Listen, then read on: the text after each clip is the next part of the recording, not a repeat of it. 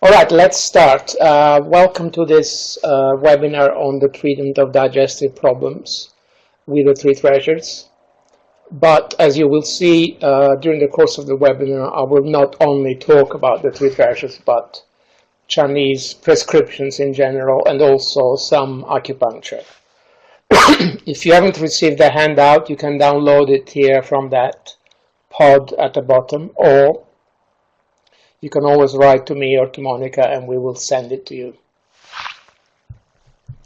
And if you have questions, you can write them here in the question and answers pod here, and I will answer them when there is a suitable break in the lecture.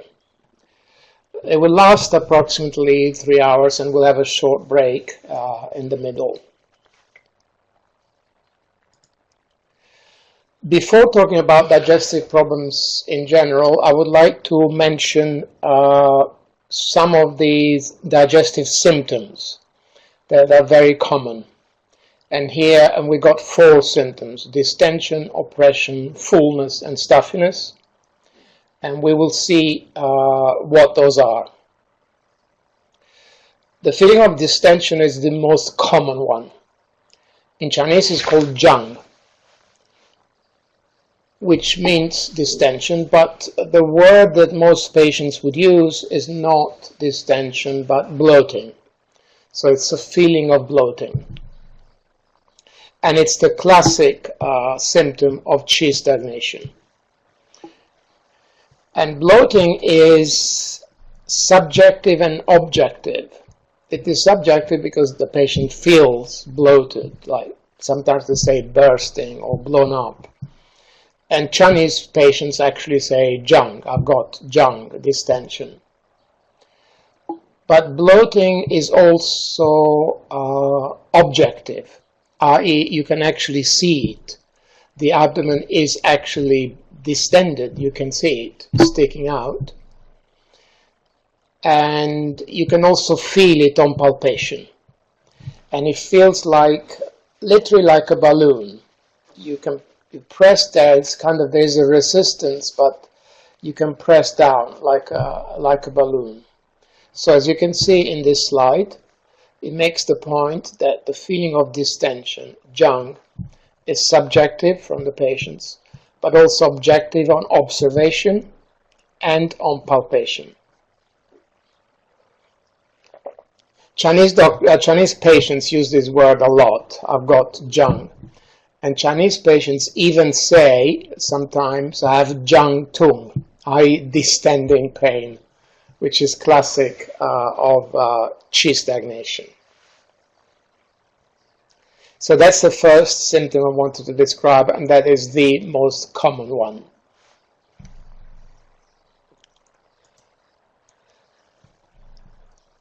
And as it makes the point here that the feeling of distension, jiang, indicates qi stagnation, usually from the liver, but it can be from other organs as well, especially in the context of digestive problems. Other organs have qi stagnation, and it doesn't have to be through the liver. There is qi stagnation of the stomach, of the spleen, and the intestines. So we should not overemphasize liver qi stagnation, which in my opinion it is very frequently overemphasized. Many other organs can have qi stagnation. And as I said, especially in the context of digestive problems, the stomach, the intestines, and even the spleen. The other point I wanted to make about qi stagnation, or liver qi stagnation, is that it's not always from anger, which I also feel it is overemphasized. And it can be from other emotions. Worry, for example, is a very common one. The so-called pensiveness is a very common one. And even emotions such as fear or shame and guilt.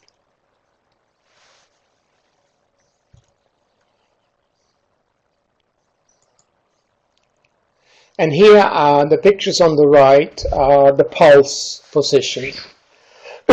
And the pulse is very useful to distinguish where the qi stagnation is. So if you look at the first one, the top one here, This one here is wary on the left, all three positions of the left. And that's very typical of liver qi stagnation. If all three positions are wary, usually it's coming from the liver qi stagnation. And of course, it's also liver qi stagnation if the pulse is all wary on left and right. In the second one, the pulse is wary on the stomach position, the guan position of the right, and that's stomach qi stagnation. And stomach qi stagnation is usually alleviated by belching.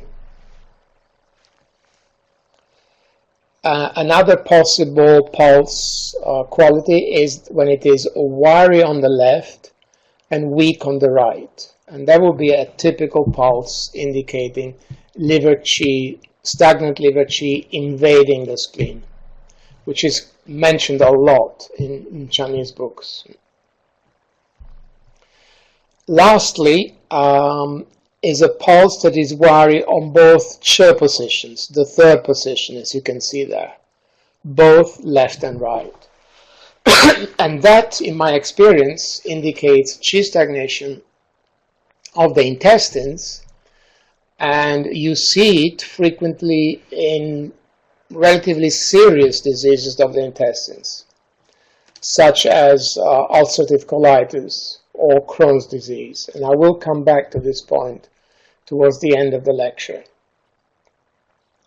And that brings up another point, which I will also come back to later, is that when there is a pathology of the intestine, let's say the small intestine, from a Chinese perspective, very often both intestines are involved, small intestine and large intestine. But I stress from a Chinese perspective. And that's a pulse quality that you see usually in problems of the intestines. It doesn't necessarily have to be ulcerative colitis or Crohn's disease. It may simply be qi stagnation of the intestines with constipation, distension, and pain. But the interesting point is that when the intestines are involved, from a Chinese perspective, they are both involved, both small intestine and large intestine.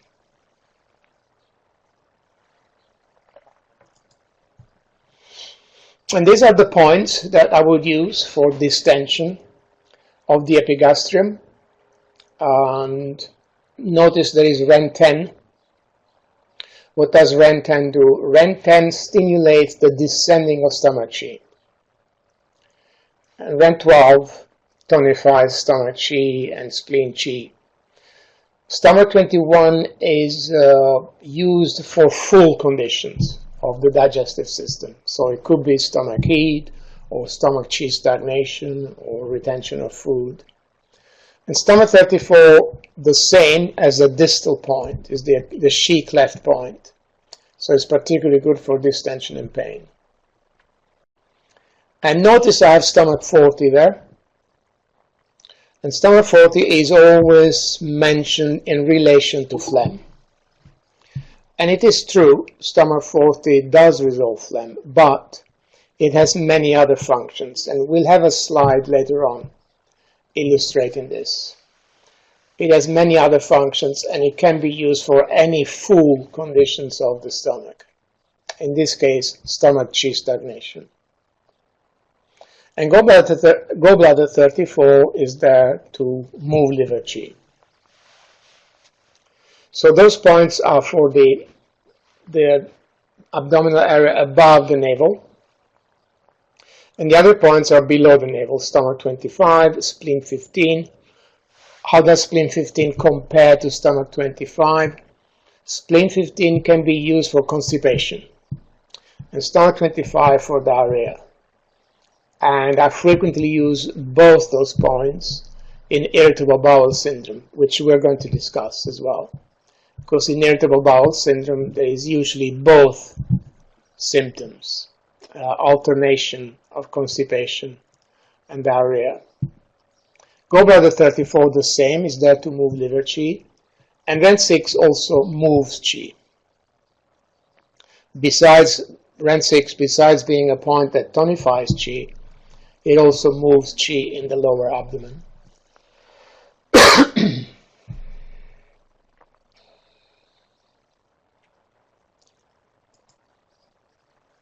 So that was the feeling of distension. Let's talk about the feeling of fullness. And in Chinese it's called man, which literally means full or fullness. And what does it indicate? The feeling of fullness indicates usually dampness or retention of food. It's difficult to describe. A feeling of fullness, you feel full, and there's a slight nausea, like when you've eaten too much. And it can be in the epigastrium, above the navel, or below the navel. And the feeling of fullness is also subjective and objective. Subjectively, the patient feels full.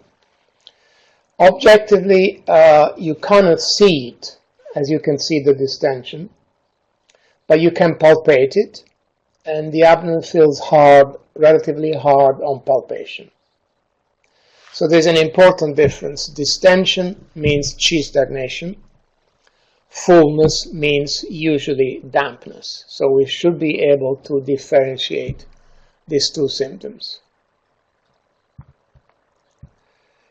And those are the points that I would use for the feeling of fullness. Notice stomach 19. Burung means cannot take anymore, so it's actually for fullness. When a person is over, there's a feeling of fullness. Burung means I cannot take anymore. And so energetically, stomach 19 makes stomach qi go down.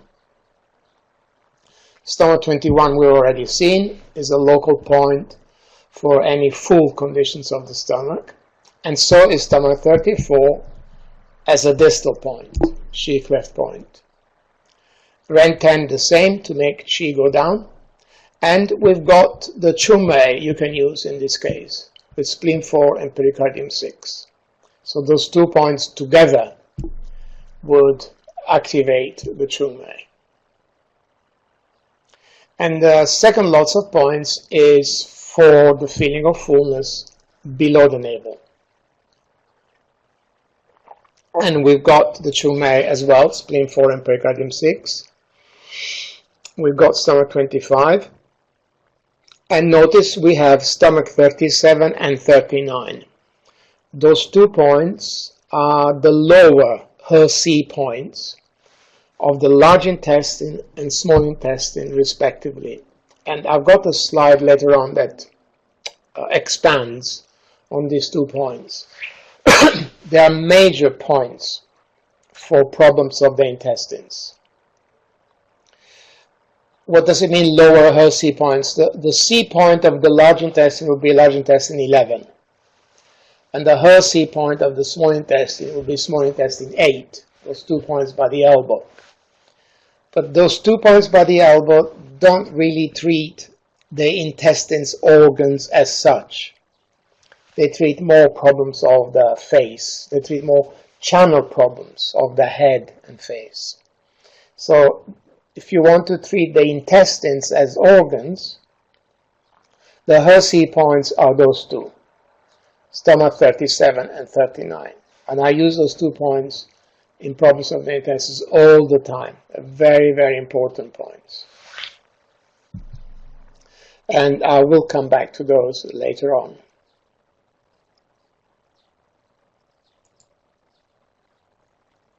So that was the feeling of distension we described and the feeling of fullness. Next, there is a feeling of oppression, which in Chinese is called men. And in this slide, you have the character, the Chinese character for men. And as you can see on the outside, that is a door, and on the inside is the heart. And this Chinese symptoms, men, is a very interesting symptom. It denotes phlegm, usually phlegm, or severe chi stagnation. And usually it's only above the navel, not below the navel. But as you can see from the character, there is the heart and the door. It's like a heart squashed by a door. So besides its physical significance,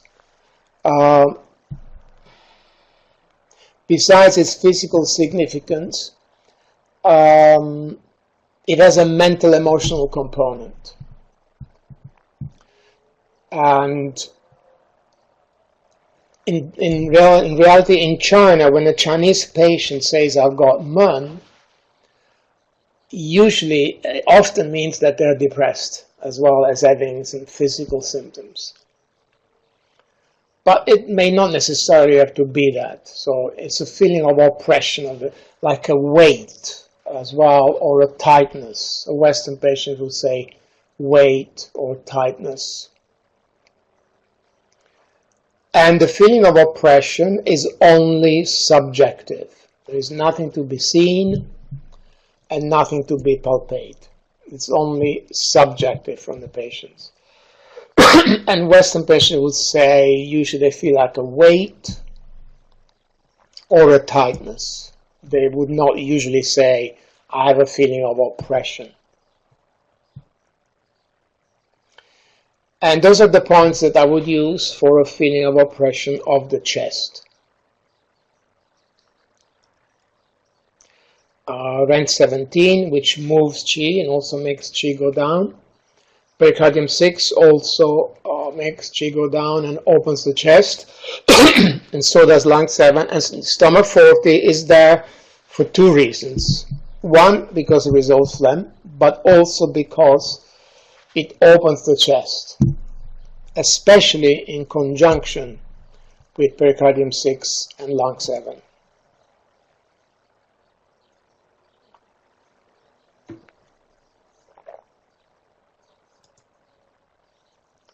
Lastly, a feeling of stuffiness. That's not common. It's called Pi in Chinese. And that's also only subjective. And there is a feeling of fullness as well, but when you palpate, the abdomen is soft on touch. And that usually indicates a coexistence of fullness and emptiness, like a stomach qi deficiency with stomach heat. But it's not that common. The most common sensation is the distension, the first one we talked about. Then there is fullness, indicating dampness, and oppression, indicating phlegm.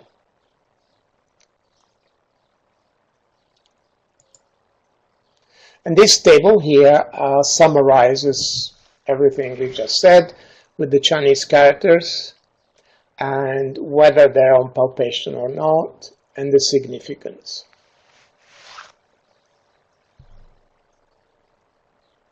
So I would say that in particular, we have to distinguish distension from fullness, because one indicates qi stagnation, the other dampness. So we have to pay particular attention to that.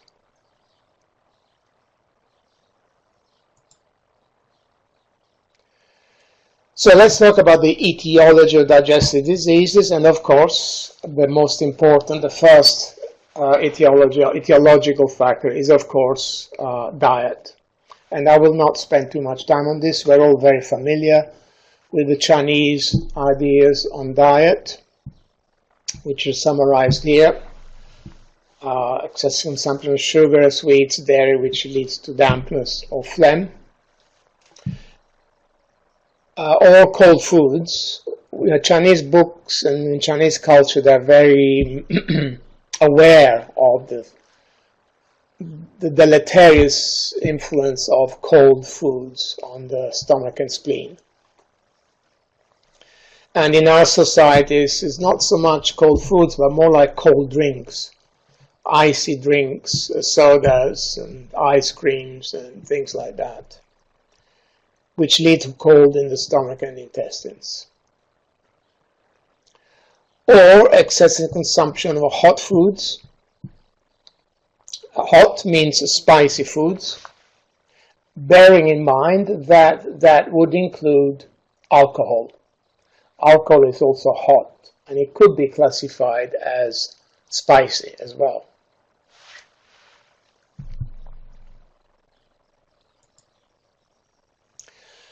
And, in my opinion, irregular eating habits are a fundamental, a very important dietary cause of disease, which means not so much what one eats, but how one eats. As you can see, they're listed here.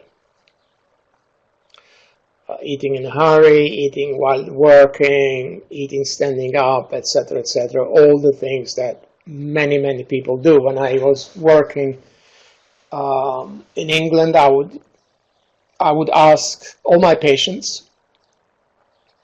who worked in an office, and I would ask all of them what they did for lunch, and practically everybody said they just have a sandwich at their desk while they're working. All those habits that are listed here lead to stomach yin deficiency. It's the major cause of stomach yin deficiency, and stomach yin deficiency is extremely common. Those two tongues there indicate stomach yin deficiency. Why? Because they have no coating.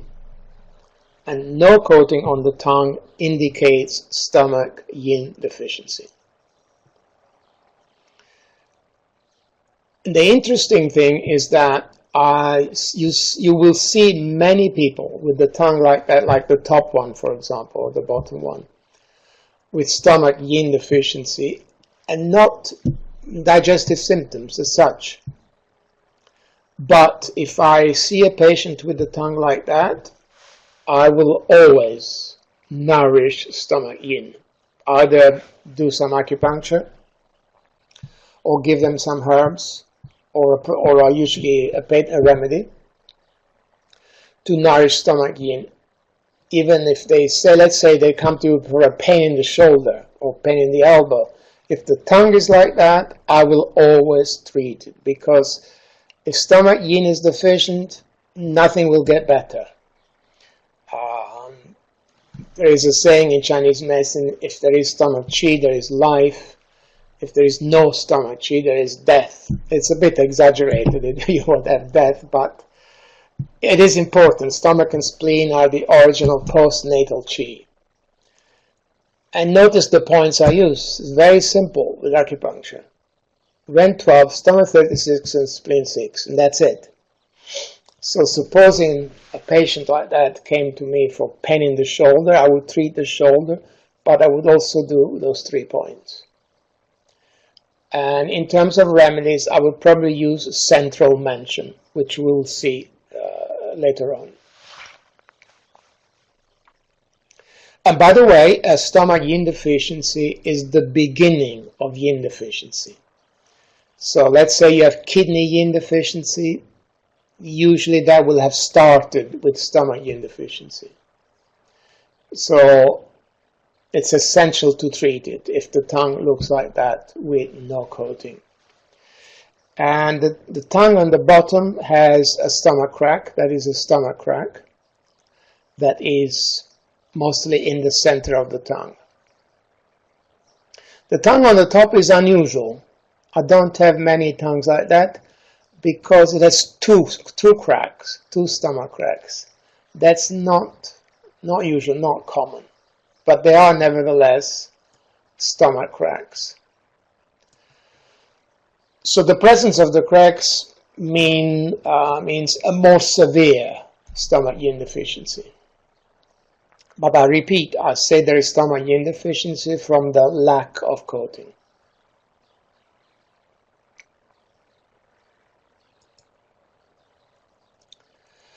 And of course, emotions are also a very important cause of digestive problems, and it can be any emotions. Chinese books, in my opinion, overemphasize anger, and I think some of books in the West too overemphasize anger as an emotional cause of disease. Yes, it is common, of course, and it is a major cause of liver qi stagnation, but any emotion can lead to digestive problems. Anger, worry, everyone, fear, pensiveness, sadness, grief, guilt, shame, etc. Shock, all of them. In particular, worry is not often mentioned, but worry has a similar effect to anger. For example, and worry does affect the liver. So, for example, liver yang rising can derive from worry, not necessarily anger. And liver qi stagnation can derive from worry, not necessarily anger.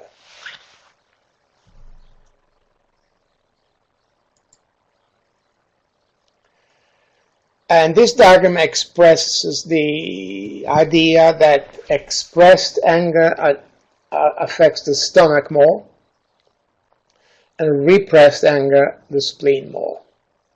And that's when liver qi invades stomach or spleen, which is a very common pathology.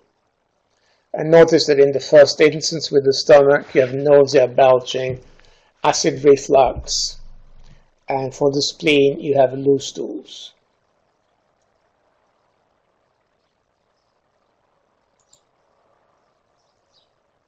So, as I said, all emotions can cause digestive problems and affect qi stagnation. So here you've got worry, which usually affects the lungs, the spleen, but also the liver, pensiveness, guilt. I've added guilt to the emotions. Guilt is not in Chinese books. And you could argue that guilt is not even contemplated by Chinese philosophies or religions, like the Taoist religion or the Buddhist religion or the Confucian religion. So you could argue that guilt is very much part of the Judeo-Christian tradition. And it is, in my opinion, a very common emotional cause of disease. This slide here makes the point about stomach 40. Notice how many actions it has apart from resolving phlegm, which it does. By the way, stomach 40 does resolve phlegm, but not on its own. If the person has a lot of phlegm and you do stomach 40, that's not going to resolve phlegm on its own. To resolve phlegm, you need to activate the 3 burners. And you need to use a lot more points than just stomach 40. It subdues rebellious stomach qi, if there is acid reflux, for example. I use it in all full conditions of the stomach. It opens the chest, especially with lung 7, pericardium 6. Very important function, calms the mind. And regulates the heart in a physical sense, like if there is rapid tachycardia or bradycardia or irregular heartbeat. And those 3 areas summarizes the area of action: the stomach, the chest and the heart, and the shen. So I use stomach 40 all the time. It's a great point, and not necessary only for phlegm.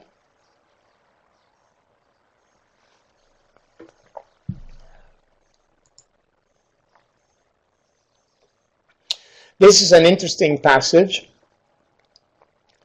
from an old classic about those 2 points that I mentioned earlier, stomach 37 and stomach 39. And notice it says something very interesting about these 2 points. Stomach 39 of the small intestine and stomach 37 of the large intestine. The large intestine controls the jin fluids and the small intestine the ye fluids. So besides everything else, they also control fluids.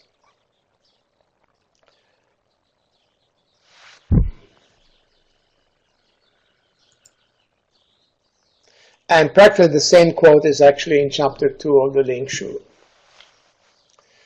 And one point that this quote makes is that those 2 points come under the influence of the stomach. And as I said, those 2 points are major points for diseases of the intestines. Small intestine with 39 and large intestine with 37.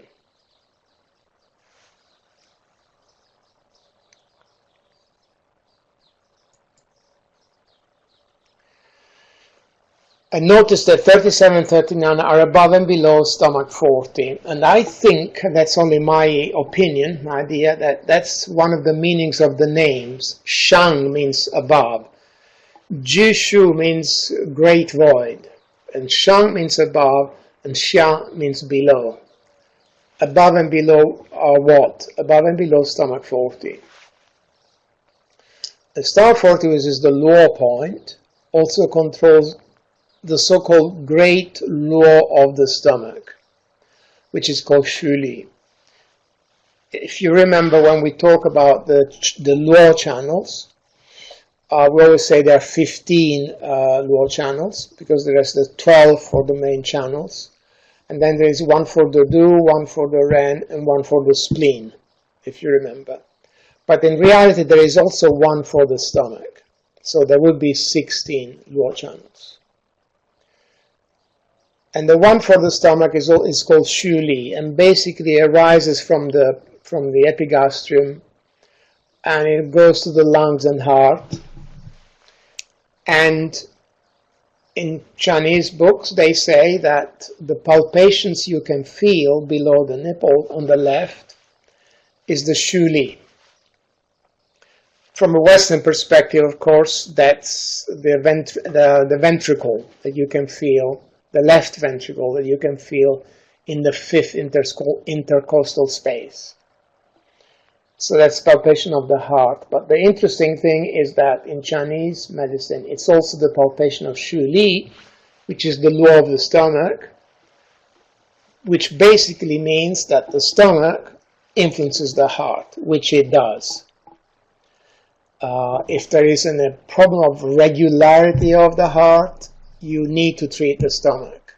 And I do that with stomach 36 and stomach 40.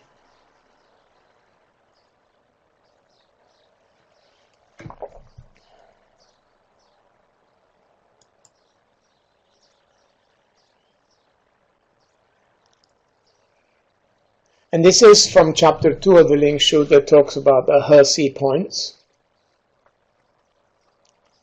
Notice what it says there in bold. The 6 Fu exit at the 3 yang of the leg and connect upwards with the arm. So what it's saying is that the He-Si points of the 6 yang channels are in the leg, i.e.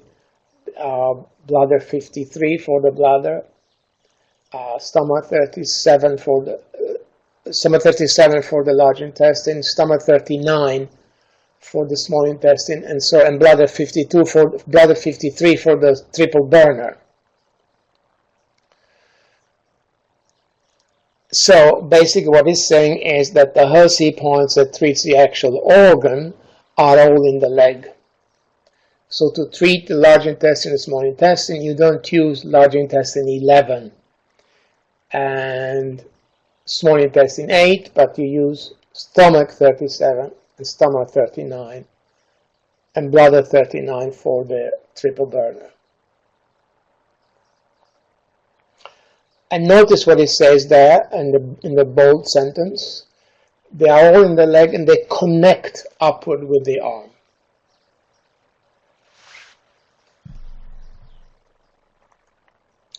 And probably the reason that the 3 arm yang channels have He-Si points in the legs is that there is a discrepancy in that usually the arm channels belong to organs in the upper burner, and the leg channels to organs in the lower burner. So large intestine and small intestine are in the lower burner, and therefore the Hershey points is in the legs.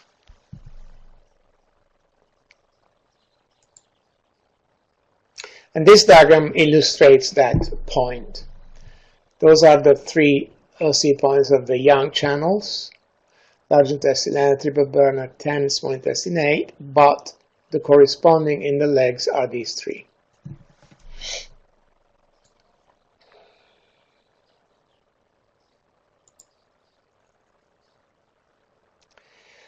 And before we continue, I'd like to say something about these points that I use all the time. REN 13, REN 12, REN 10, stomach 21. REN 12 is a major point. I usually use it to tonify qi or yin, and it works both on the stomach and the spleen. And it also indirectly resolves dampness or phlegm by tonifying the spleen. But it also tonifies all the full organs, so it's a major point. And by the way, remember that the lung channel starts there. So I use REN 12 also to tonify the lungs, because the lung channel starts there. So it's a major tonic point, but also resolves dampness. REN 13 subdues rebellious qi. So when the patient is nausea or vomiting or belching or acid reflux, it makes stomach qi go down when it is rebelling upwards. And notice REN 10 stimulates the descending of stomach qi. So REN 13 subdues rebellious stomach qi. REN 10 stimulates the descending of stomach qi. It sounds like it's the same thing, but it's not really, because REN 13 is more for full conditions of rebellious qi, which is often from emotional problems, qi rebelling upwards. REN 10 is used more in deficiency conditions, when qi, stomach qi, is not descending, but it's not actually rebelling upwards, so more in empty conditions. So there is a difference between those 2 points. And stomach 21 is a frequently used point in all full conditions of the stomach.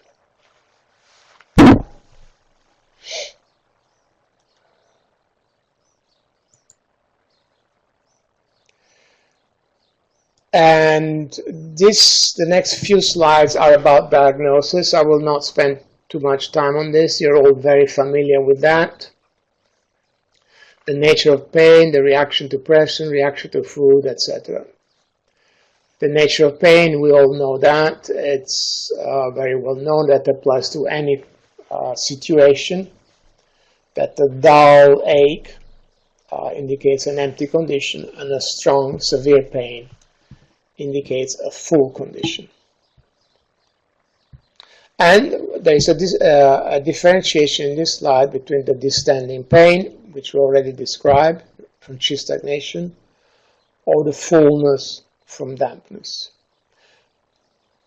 And we have not talked about blood stasis pain, which is very intense, fixed, and stabbing, which may be associated with a mass, but it doesn't have to be. And that's a pain indicating blood stasis.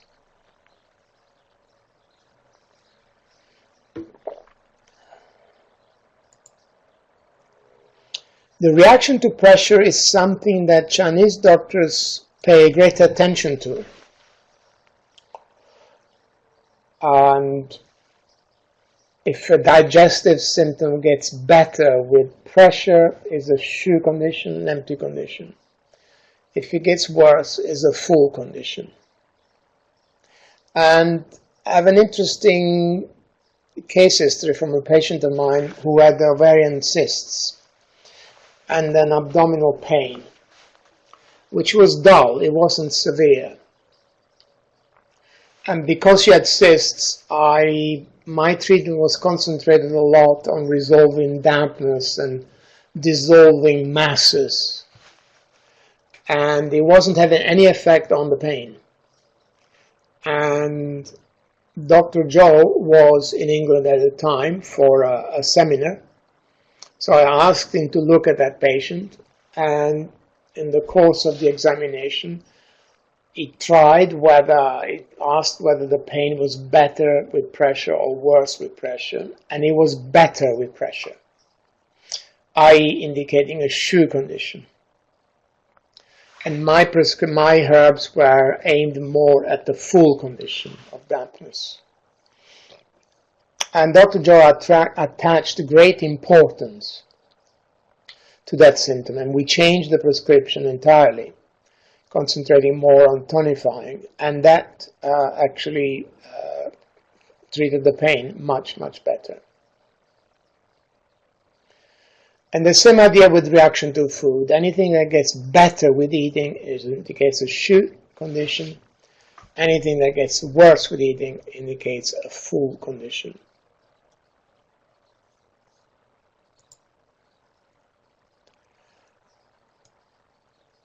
And with regard to bowel movement, a digestive problem that gets better with bowel movement indicates dampness or retention of food or blood stasis, and a full condition.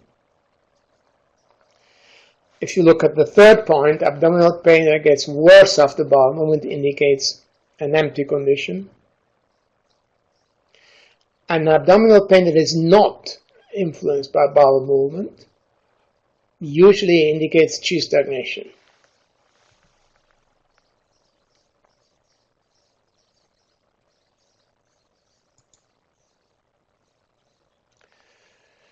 Now I want to come back to pulse diagnosis, and as I said, in my experience, in more severe digestive problems of the intestines, a very common pulse finding is that it is either wiry or slippery in both chair positions, which are the two intestines.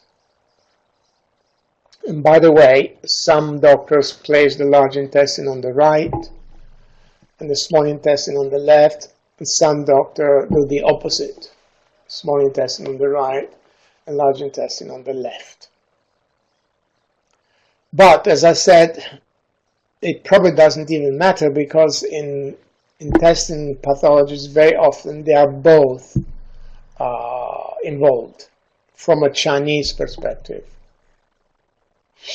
And those two pulse pictures here show you the difference between an pathology of the intestines and, in women, a gynecological pathology, which will be manifesting only on the left, not on the right.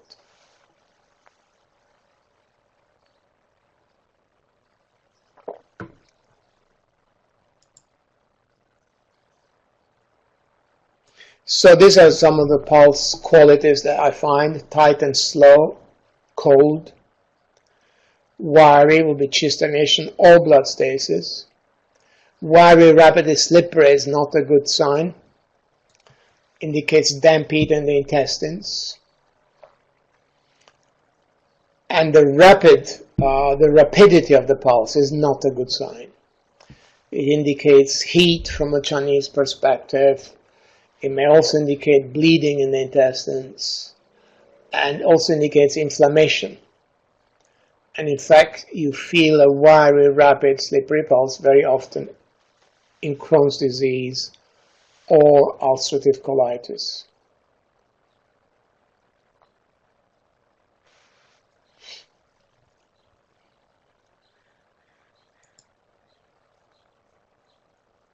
And these are the areas affected by those channels and organs. Umbilical pain is often related to the kidneys or the chung mei. And the yellow area is stomach, spleen, and intestines. The green ones are chung mei and intestines. And the pink one in the middle, intestines, kidneys, bladder, and ren mei.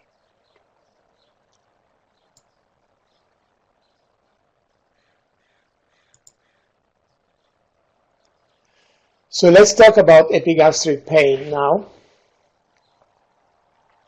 As I said, if you have questions, you can write them down in this question and answer pod here.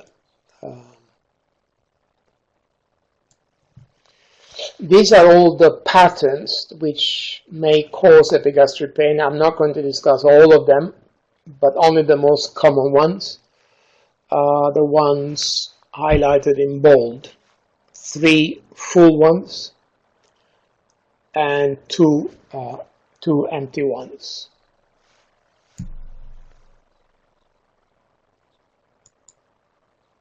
Liver chamber in the stomach, extremely common. And it could be invading the stomach or the spleen. In terms of epigastric pain, i.e. pain above the navel, it will be invading the stomach. Extremely common, always mentioned this in Chinese books, always. And typically there will be a pain below the right rib cage going towards the middle. That would be the most typical type of pain indicating this, this pattern. And the pain is affected by the mental emotional state. It's worse when the person is upset or angry or worried. And notice what it says, that the tongue could be normal. That's because in chi stagnation, the tongue could be normal. If chi stagnation is pronounced, the tongue could be red on the sides, like this one. This is a redness on the sides in the liver area, which could be from severe liver chi stagnation. By the way, I should mention all Chinese books, when they talk about liver chi stagnation, say that the tongue is purple. I do not agree with that. To me, if the tongue is purple, it indicates blood stasis, not chi stagnation, which is a step further than chi stagnation, is more severe, more important. So in chi stagnation, liver chi stagnation, the tongue could be red on the sides like that, or it may be normal as well. And the pulse is either all wiry or wiry only on the left. Those are the points that I would use. Notice that I have gallbladder 34 there for liver chi stagnation rather than liver 3. It's kind of better, gallbladder 34, for digestive pathologies compared to liver 3. And the prescription for this is Chai Hu Shu Gan Tang. Chai Hu Shu Gan Tang is the formula for epigastric pain or abdominal pain as well from liver chi stagnation. And the 3 treasures equivalent of that is break into a smile.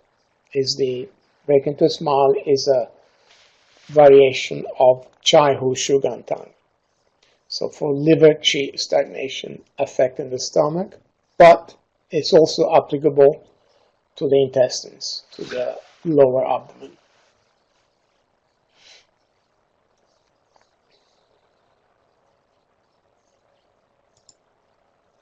And these tongues are 3 examples of liver chi stagnation. They're all red on the sides.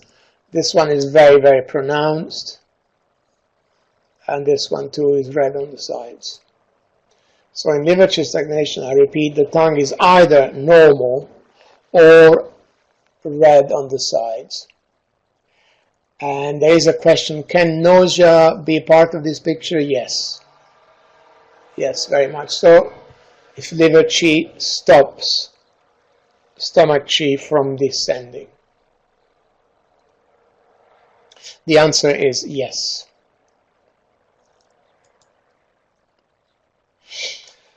Another pattern is stomach phlegm heat. It's relatively common.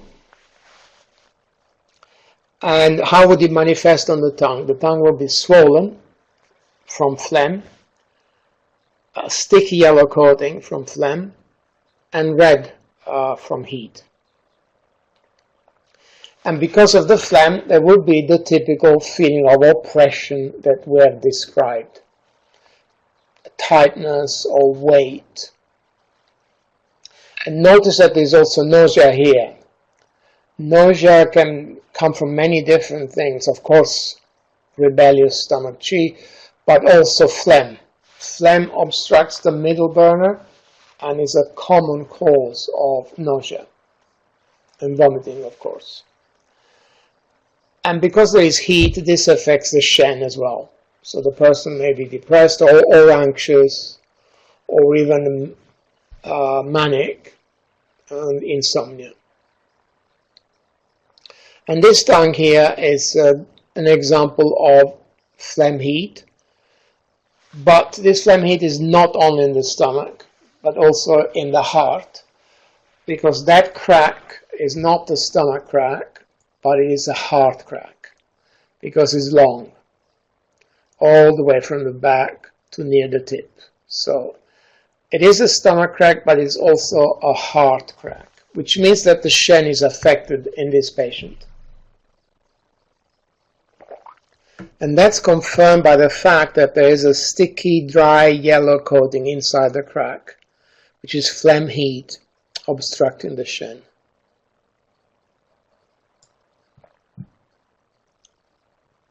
So we need to regulate qi, harmonize the stomach, clear heat, resolve phlegm, and calm the shen.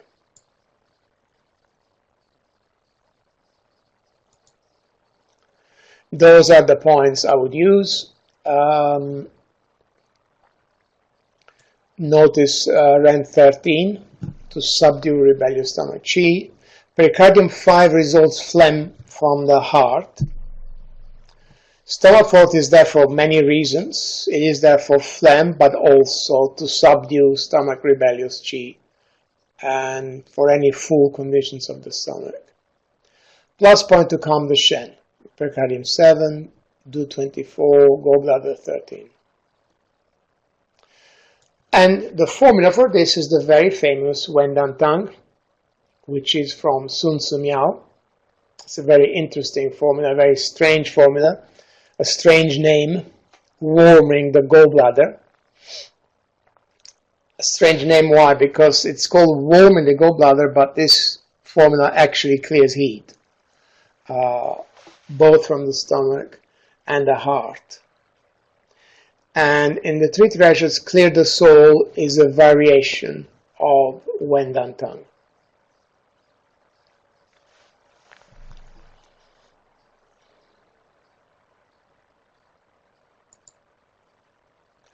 Damp heat in the stomach, also common, probably more common than phlegm heat.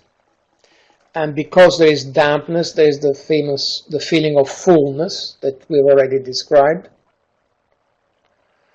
And also nausea. Dampness in the middle burner also causes nausea.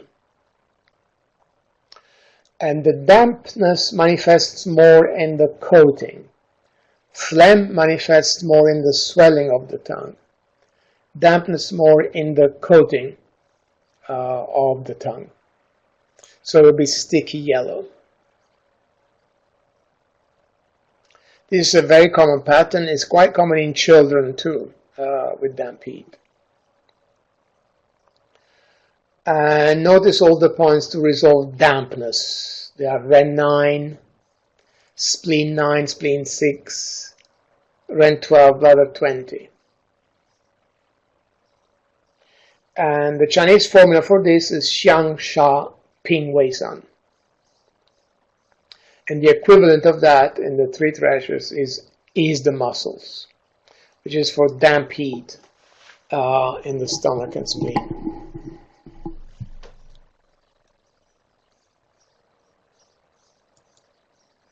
And these three tongues are examples of damp heat. As you can see, it can be many different types of tongue. The first one on the left is very classic, sticky, yellow coating. But the coating is also dry. By the way, don't be surprised if sometimes we say sticky dry. It may seem a contradiction, but it's not. The dryness of it indicates more heat compared to dampness. The one in the middle, not so much heat. And the one on the right, there's more heat because it's black. So that's also damp heat, but very severe damp heat.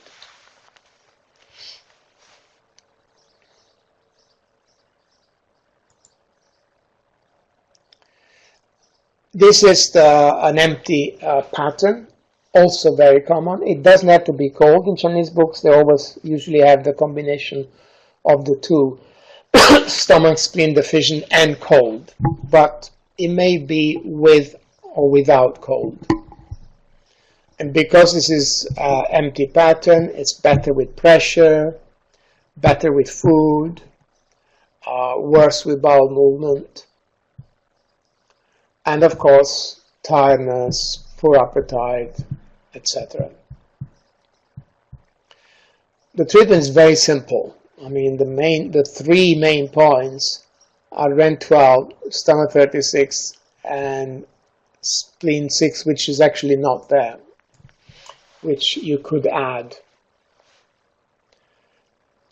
And REN 6 is there also to tonify qi. And the Chinese formula for that is Huang Qi Jian Zhong Tang, the equivalent of which in the three treasures is prosperous earth. Prosperous earth is actually a variation of Liu Jinzi Tang, which is the prescription for this pattern. As I said, it may be with or without cold. From the acupuncture perspective, it's very simple. If there is cold as well, the points don't change. You just have to use more moxa. But the points will be the same.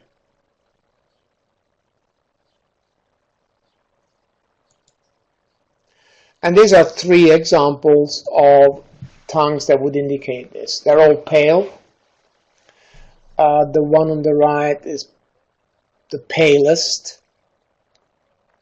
The first one on the left is a little bit wet as well, which would indicate cold. But all three are examples of pale tongues.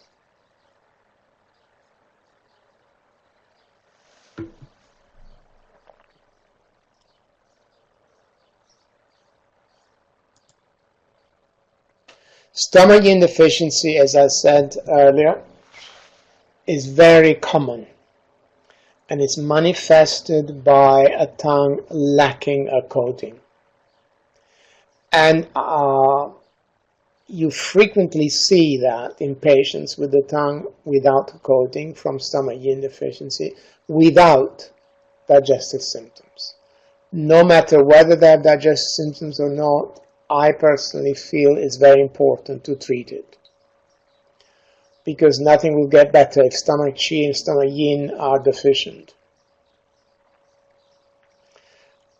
And the treatment could not be simpler. REN 12, stomach 36, and spleen 6.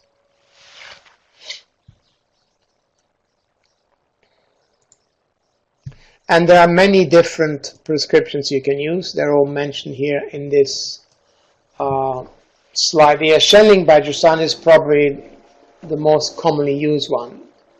If you remember Shenling by Jusan, it tonifies qi of stomach and spleen, but also yin of stomach and spleen.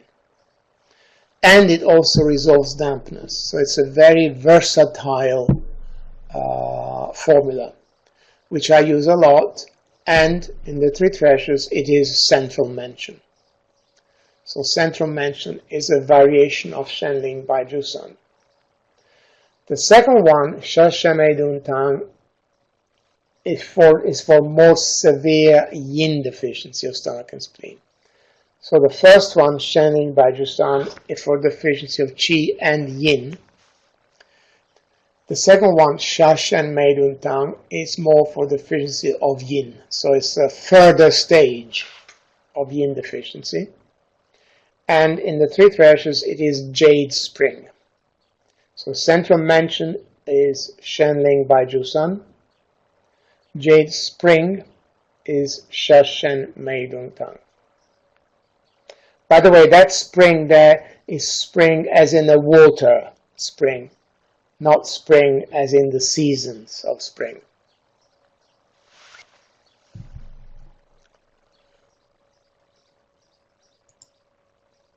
And these are the two prescriptions of Shenling Bajusan and Shashen Meidun Tang. As I said, Shashen Meidun Tang treats a further stage of yin deficiency, more severe.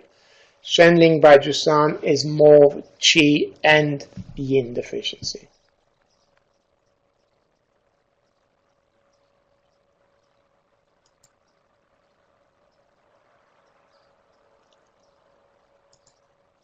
And as you can see, there are many different prescriptions for stomach yin deficiency. And these are examples of stomach yin deficiency. Notice how different they can be. And notice something important. Look on the right side, top right and bottom right. Compare this tongue with this. If we start from this, the bottom one, this tongue lacks a coating and also has a very deep stomach crack. So it's severe stomach yin deficiency. But the tongue is not red. So there is stomach yin deficiency without empty heat. Empty heat derives from yin deficiency, but one can have yin deficiency for years without empty heat. And you can see it on the tongue. This patient has severe yin deficiency, but not empty heat. Compare with this one. There's also yin deficiency because the coating is lacking, but it is red. So there is empty heat. So do not always think that with yin deficiency there is empty heat. Eventually there will be, but the patient can have yin deficiency for many years without empty heat, and you see that very clearly on the tongue. This is yin deficiency without empty heat. This is yin deficiency with empty heat. The same here. This is yin deficiency without empty heat. This is yin deficiency with very slight empty heat. Note that it's only red here. This tongue is all red.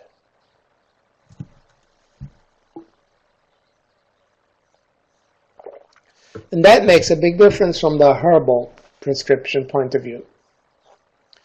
Because the herbs that clear empty heat are different than the herbs that nourish stomach yin.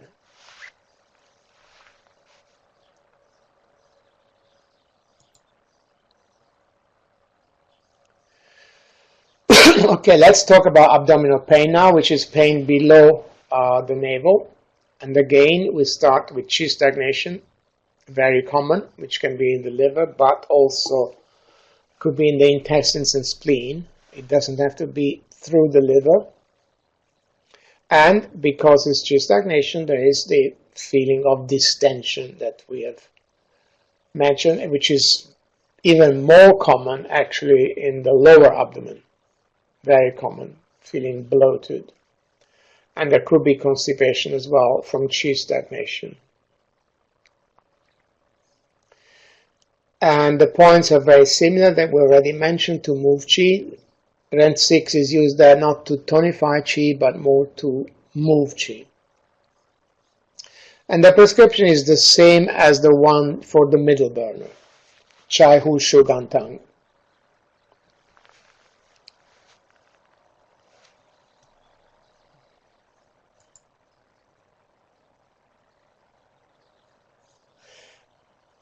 There's a question here. Do deep crack always indicate yin deficiency? Yes.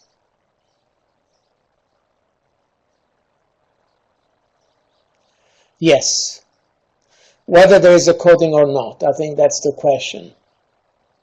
Yeah. Deep crack, especially deep ones. The deeper they are, the worse it is. So deep stomach crack with coating would indicate stomach qi deficiency, or deep cracks always indicate yin deficiency. No, they do indicate yin deficiency, yes. So the prescription here for qi stagnation of the lower burner, lower abdomen, is the same, Chai Hu Shogan Tang, which in the Three Treasures is breaking to a smile.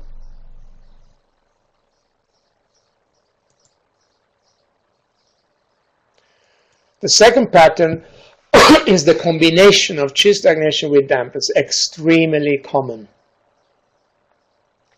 Very common to have the two. In our patients, they will be from dietary irregularity with emotional problems.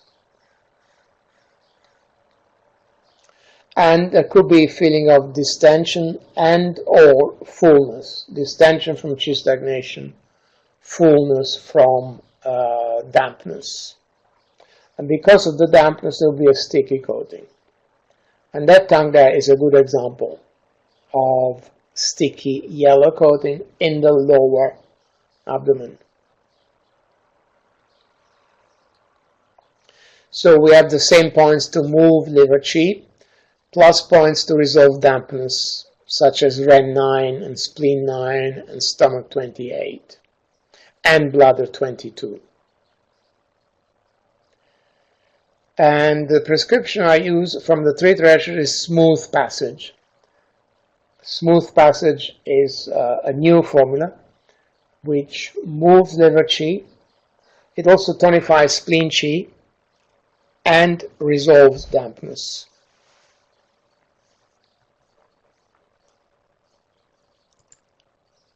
This is the Chinese formula used, Semotang variation. As you can see, it has Ren Shen to tonify qi, it has herbs to resolve dampness, and herbs to move qi. Very simple prescription, very nice.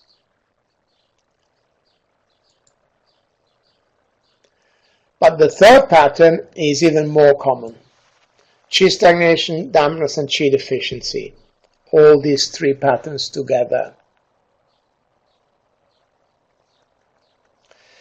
There's a question here, is that a hard crack as well? In which tongue? Which ones are you? You need to tell me which ones you're talking about. The last one. This one here? No, there is here. Yeah, this here is a stomach crack, but it's very mild, not very severe, not very important. This is a stomach crack here. But there are two cracks here too, but they're not joined. This is not a heart crack. Okay? It's mostly a stomach crack.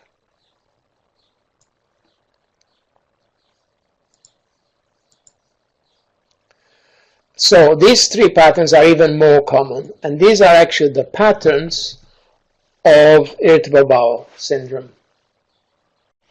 In my experience in irritable bowel syndrome, there are always these three patterns in different degrees. That's why the symptoms of irritable bowel can be very different from person to person. Someone can have always diarrhea. Someone can have always constipation. Someone can have both. Someone can feel tired, some doesn't. And the variation and the presentation depends on those three patterns, which is predominant. If qi stagnation predominates, there is a lot of distension and possibly constipation as well. If dampness predominates, there could be mucus in the stools, feeling of fullness. And if qi deficiency predominates, there will be loose stools. So if you look at the symptoms of this, they are very much what we would call irritable bowel syndrome. And those are the points that I would use with the stress on qi stagnation, on dampness, or qi deficiency. But very important points would be stomach 39 and 37 that I would use all the time.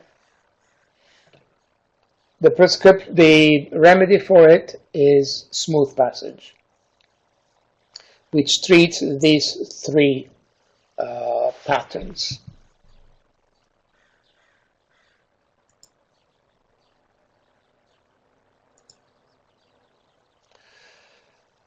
Blood stasis not that common. In digestive problems, abdominal pain, you would see blood stasis in an older person, an elderly person, very unlikely in a young person. And blood stasis would be characterized by severe pain.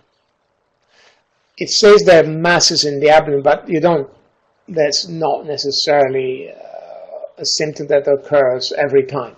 There may be masses or not. If there are symptoms of blood stasis with severe pain and bleeding as well, that's a bad sign, of course. And the points for blood stasis, you can see some of them are the same as for chi stagnation, because in order to move blood, you need to move chi. So some of the points are the same, but we've got points for blood stasis there, especially spleen 10 and bladder 17. And using the Chungmei will be important, because the Chungmei is the sea of blood, and blood stasis is a major pathology of the Chungmei. And to use the Chungmei, I would use spleen 4 and pericardium 6. You could use 2 prescriptions, Shai Fu Ju Yu Tang if there is cold, or Grisha Ju Yu Tang without cold. And Stir Field of Elixir in the Three Treasures is a variation of Gexia Ju Yu Tang.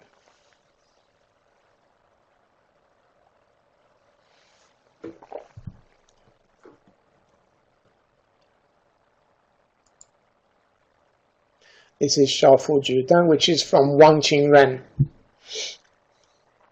who stressed a lot blood stasis.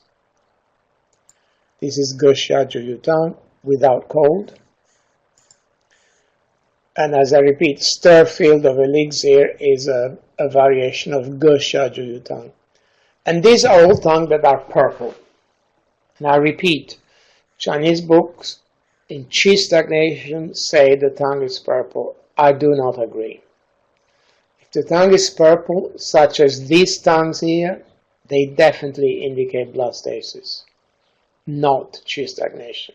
Of course, a person could have blood stasis deriving from chi stagnation, but the purple tongue indicates that there is blood stasis.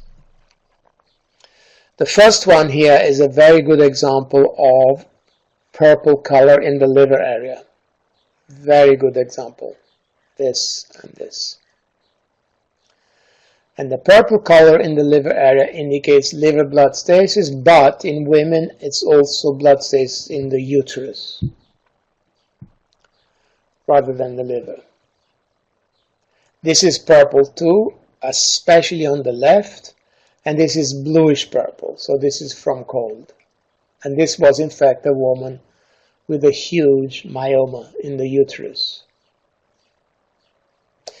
And this is reddish purple, by the way. That's bluish purple from cold, reddish purple from heat, and there's also lots of red points. So here, this patient has blood stasis with a lot of heat. And that, by the way, is a heart crack, by the way.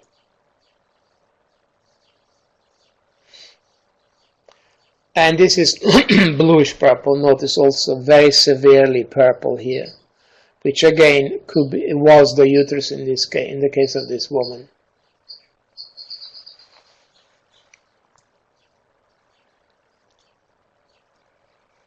So a tongue like this is a bad sign, because blood stasis is much more important pathology than chi stagnation. Blood stasis can lead to serious diseases. Chi stagnation actually does not lead to serious diseases. You know, you can see blood stasis in cancer, for example, or in heart disease. And those diseases, such as cancer and heart disease, cannot be caused by chi stagnation only. So if you see a tongue like that, it's more severe condition.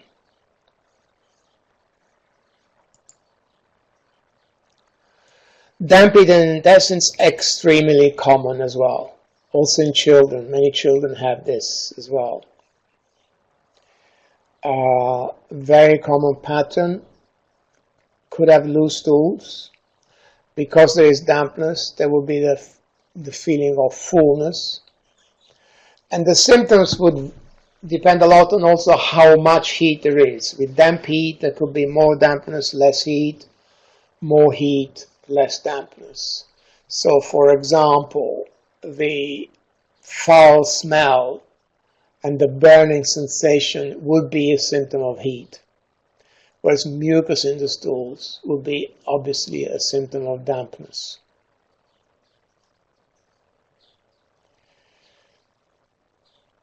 And the points that resolve dampness there are spleen 9, spleen 6, Ren 5, bladder 22. That's because they activate the transformation of fluids of the lower burner.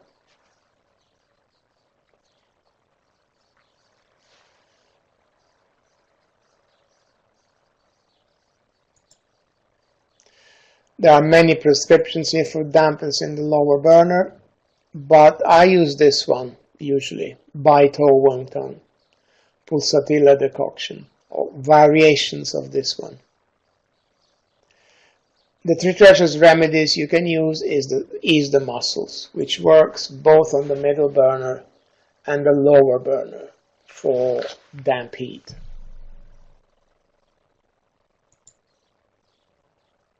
These are the ingredients of the formula. As you can see, Baotong Wen Tang is a very simple formula. It goes Baotong Wen, then Huan Po, Huan Lian, and Qin Pi. So I use variations of it.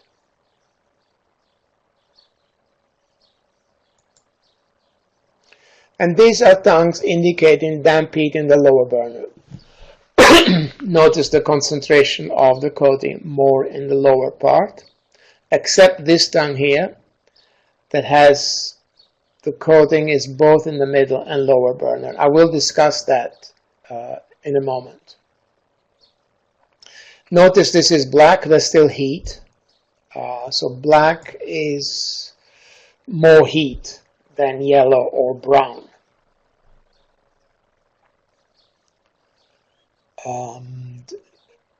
This is probably a very common example of sticky yellow coating in the lower burner.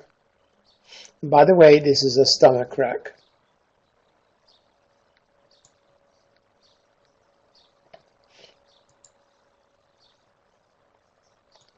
This is a Shu pattern, an empty pattern, spleen Qi deficient and sinking. Sinking is an interesting pathology. When do you see sinking? You see sinking in prolapses. Prolapse of the uterus or the bladder, sometimes the intestines, but I should stress that the pathology of spleen Qi sinking, you do not see it only in prolapses. It may also be without a prolapse, but simply with the feeling of bearing down. So if the person has a feeling of bearing down, that is Qi sinking. And I had an interesting case history with this actually. I saw a lady who had had an abdominal pain for years, like 15 years or longer. And she was a medical secretary, so she worked in a clinic and she had had all the tests done, all the ultrasounds, x-rays, the colonoscopy, everything. And from the Western point of view, there's nothing wrong at all. And the pain, or when I saw her and I asked various questions, the pain was clearly of an empty nature. It was dull, and it was better with pressure. And the pulse was very weak and deep, deficient.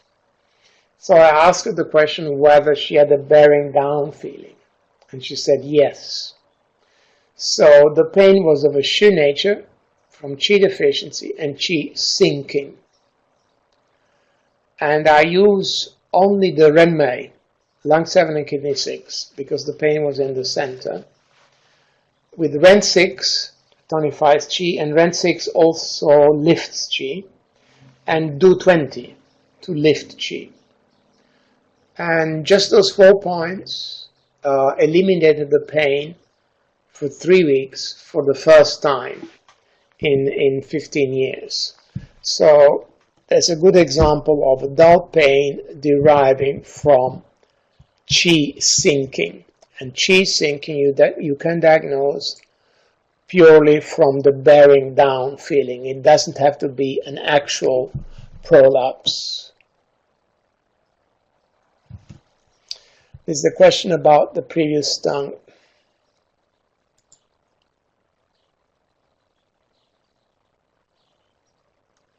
Do you mean this tongue here? Yes, this person has damp heat in the lower burner and the intestines and stomach yin deficiency. Yes. Yes. Which is not unusual.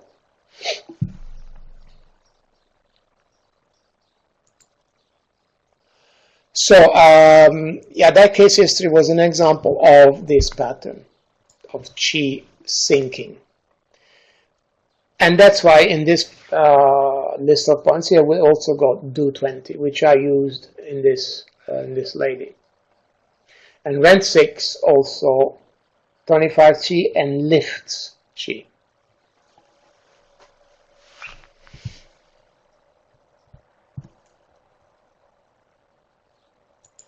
The points I mentioned for that lady, the case history, was the Renmei, lung 7 and kidney 6. And I use Renmei purely from the channel point of view, because the pain was central. It was Renmei, only Renmei, lung 7 and kidney 6, do 20, and Ren 6. Only those four points, 4 needles. And that eliminated the pain for 3 weeks. Then I repeated it a few more times, and that was it. That was the end of her pain. And if you look at the prescriptions here, is Buzhong Yichitang, which lifts qi. And in the 3 treasures, I have actually got two variations of Buzhong Yichitang. Tonify qi and ease the muscles is good if there is dampness. And breaking clouds is more for qi sinking. But I would say the first one in the context of digestive problem will be better. Tonify qi and ease the muscles.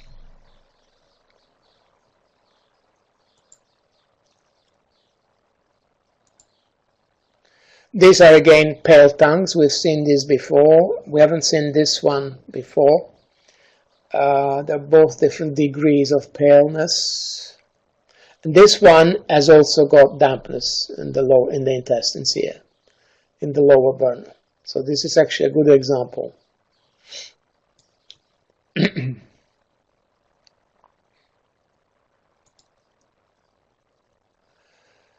Next pattern is spleen qi deficiency with dampness, extremely common.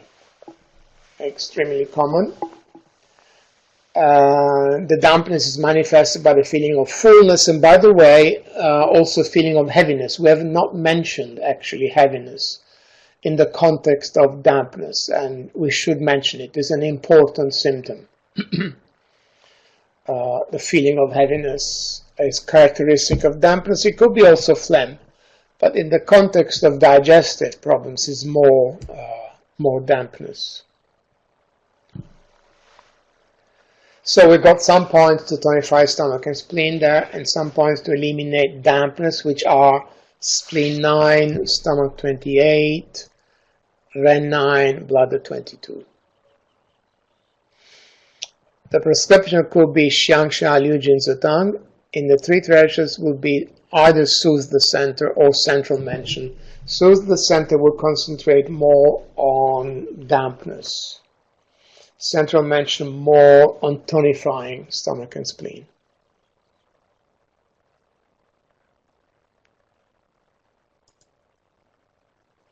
These tongues are examples of Qi deficiency with dampness. For example, look at the top right one. This one is pale, but it's also swollen and it has a sticky coating.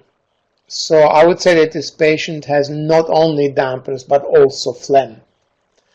Dampness because of the sticky coating. Phlegm because of the swelling. It's very swollen. And I relate the swelling of the tongue to phlegm. And notice something that happens when the tongue is swollen. Maybe if you compare this, the top right, with the bottom one. When the tongue is swollen, it changes shape. It becomes more round rather than long. And that is a swollen tongue, which, I repeat, in my opinion, indicates phlegm. This is swollen too. This is swollen more on the sides. That indicates spleen Qi deficiency with dampness. That's an important thing to notice. This type of swelling when the tongue is pale is related to the spleen, not the liver. So I would say this patient has spleen Qi deficiency with dampness.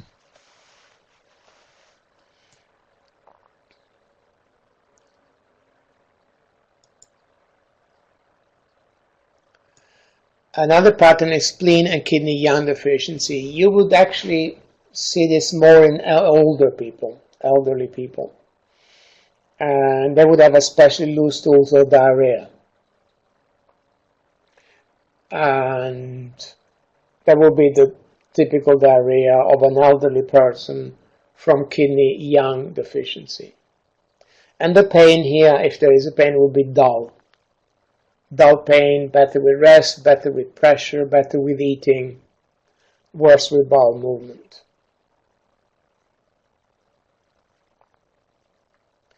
So we've got lots of points to tonify the spleen with REN 12, stomach 36, bladder 20, and points to tonify the kidneys with kidney 3, bladder 20, bladder 23, REN 4. And if if the cold is pronounced, or you can use the Moxa box on the lower abdomen, which is a great treatment, the Moxa box. I use it a lot. I place the Moxa box on the lower abdomen, maybe over REN 6 or REN 4 or both, with lots of Mox in it, and put it on the abdomen. It's a great treatment for yang deficiency. And the three treasures formula for this is strengthen the root, which is the formula for kidney yang deficiency, but it also tonifies the spleen. And strengthen the root, by the way, is a variation of Yo Wei 1. Yo Wei 1.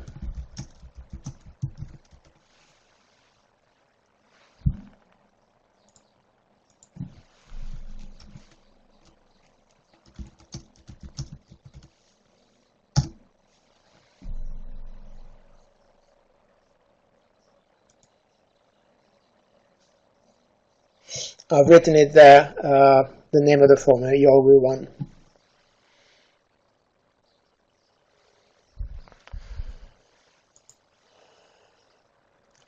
Okay, let's talk about irritable bowel syndrome. And this is a description of irritable bowel syndrome from a Western perspective. It's characterized by abdominal pain and, of course, distension, plus a change in bowel movements. The person could have diarrhea, or they could have constipation, or, very commonly, they could have both. They alternate.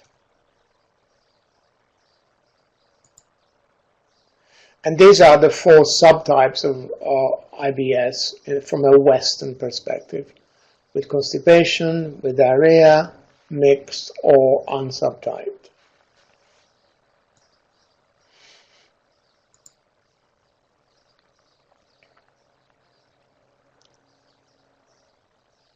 And these are the description of the criteria to diagnose IBS. That's from a Western perspective.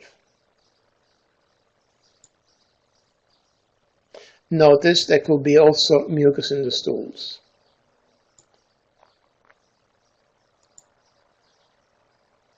So in Chinese medicine, irritable bowel syndrome would fall under one of those three. It's either abdominal pain or diarrhea or constipation. What does that mean? It means that in a Chinese book, in the old Chinese books, even in modern Chinese books, they don't often have irritable bowel syndrome, IBS. So you won't see a chapter called IBS. So to have an idea how to treat IBS, you have to look up abdominal pain, or diarrhea, or constipation. And all three of them will give you some ideas of the diagnosis, the pathology, and treatment of IBS. And in my experience, the patterns are these three: liver qi stagnation, spleen qi deficiency, dampness. And those three patterns account for the many different manifestations of IBS. If liver qi stagnation predominates, there's a lot of distension and pain. And by the way, the pain is not relieved by the bowel movement. And there could be constipation, and there could be the stools are small and bitty. That's also typical of liver qi stagnation. If spleen deficiency predominates, there is more loose stools and diarrhea, and it's worse after a bowel movement. And if dampness predominates, there is mucus in the stools, the feeling of fullness that we mentioned, and also the feeling of heaviness related to dampness, and that's better after a bowel movement.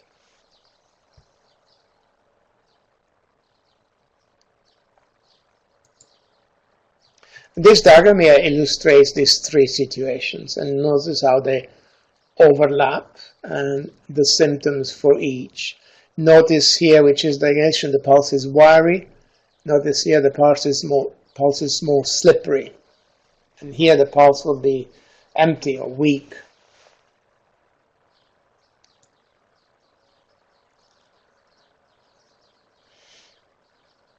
And clearly the etiology of this pattern is clearly a mixture of mental emotional etiology, anger, worry, pensiveness, shock, fear, shame, guilt, a combination of mental emotional, dietary irregularity, as we have described them before, and also overwork, leading to qi deficiency.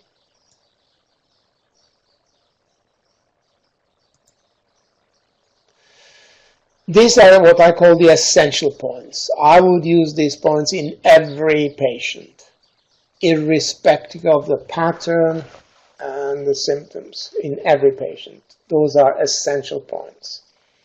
And stomach 25 regulates the stomach and the intestines, is the front moo point of the large intestine, and is good for diarrhea. Spleen 15 is good for constipation. So I use both, especially when there is alternation of constipation and diarrhea.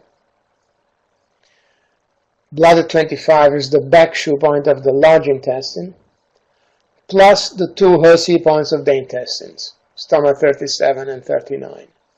So I would use those points in every case.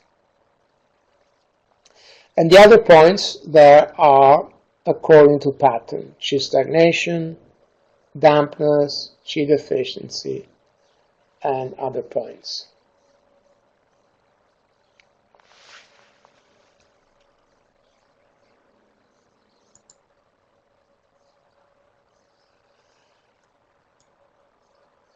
Let's talk about gastroesophageal reflux disease.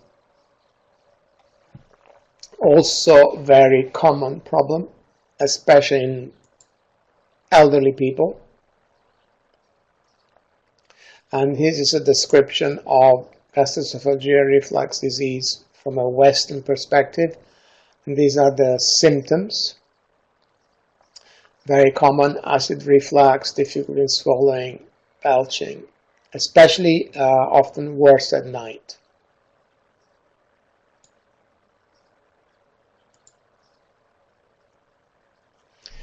And GERD, or gastroesophageal reflux disease, called GERD, G-E-R-D, may also be caused by hiatus hernia.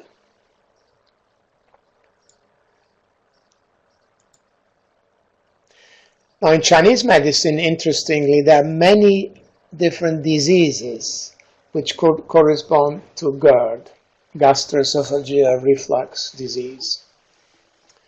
As I said, when we are confronted with a Western medicine defined disease, GERD, you won't find a chapter in Chinese books called GERD, but you will find other diseases which correspond to GERD. And very often it's not just one disease, but more than one. For example, in the case of IBS, we had abdominal pain, diarrhea, and constipation. These three are diseases in Western medicine. Sorry, in Chinese medicine. And by the way, abdominal pain, diarrhea, and constipation are symptoms in Western medicine. They are not diseases.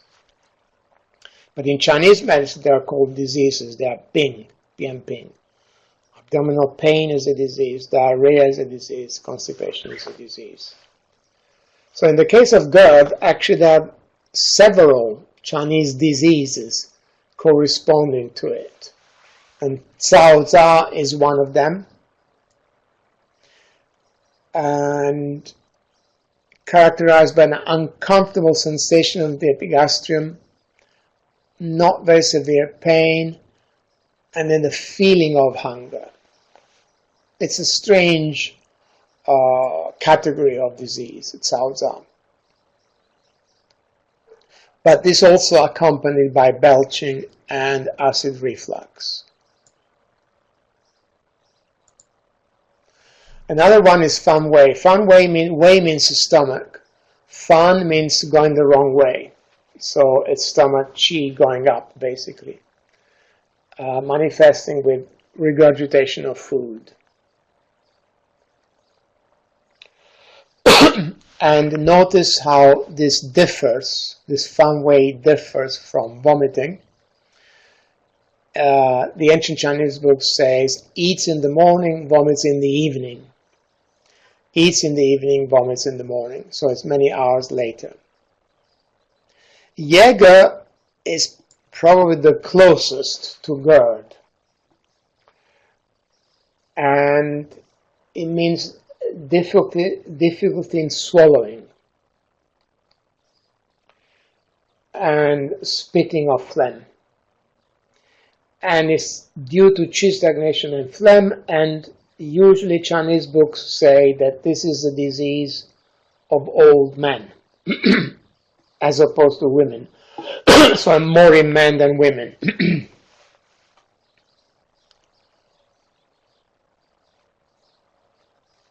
And that's actually probably the closest to the GERD disease, which also affects more old people.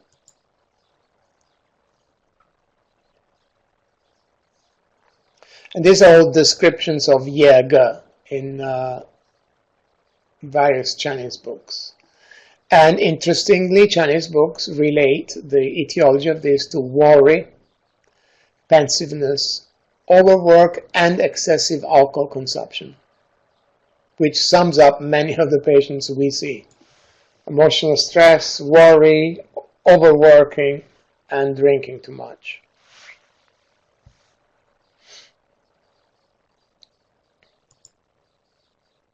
There are more Chinese diseases corresponding to GERD. There is Ernie, which is hiccup, Tun Swan, which is acid reflux, and sour vomiting. So there are many different, as you can see, there are at least six Chinese diseases which could correspond to GERD.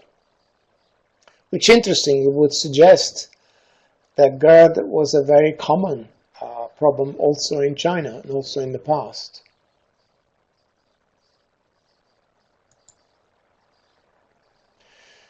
So this is one pattern of GERD, qi stagnation with phlegm. Remember that phlegm obstructs the middle burner and prevents stomach qi from descending. So because of the qi stagnation, there will be the feeling of distension, and because of the phlegm, there will be a feeling of oppression of the chest. And this would be partly from emotional stress, partly from dietary irregularity, as I described it before. So the points are aimed, a lot of the points are aimed at making stomach qi descend, especially pericardium 6, large intestine 4 also does that, REN 13 does that, and stomach 40 does that too.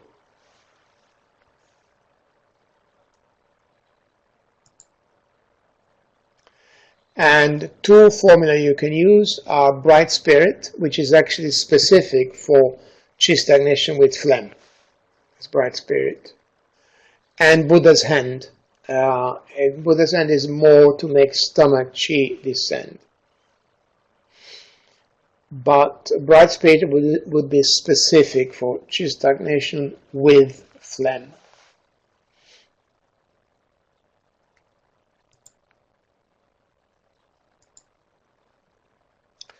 The second pattern is heat, stomach and liver heat, less common than the first one. Because of the heat, there is bitter taste, there is dry mouth, there is thirst, red face. And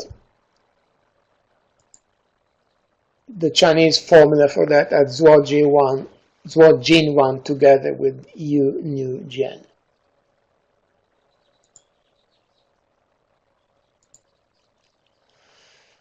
Another possible pattern is blood stasis, less common, more common in the elderly. And that will be manifested not only by stomach qi rebelling upwards, but also there will also be pain, epigastric pain. Dark complexion, by the way, is also a sign of blood stasis. And the tongue is purple.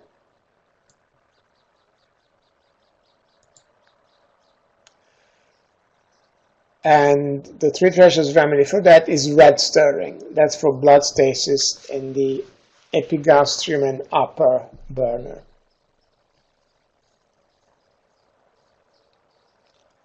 And when there is blood stasis, I use generally the Chumei, i.e. spleen 4 and pericardium 6.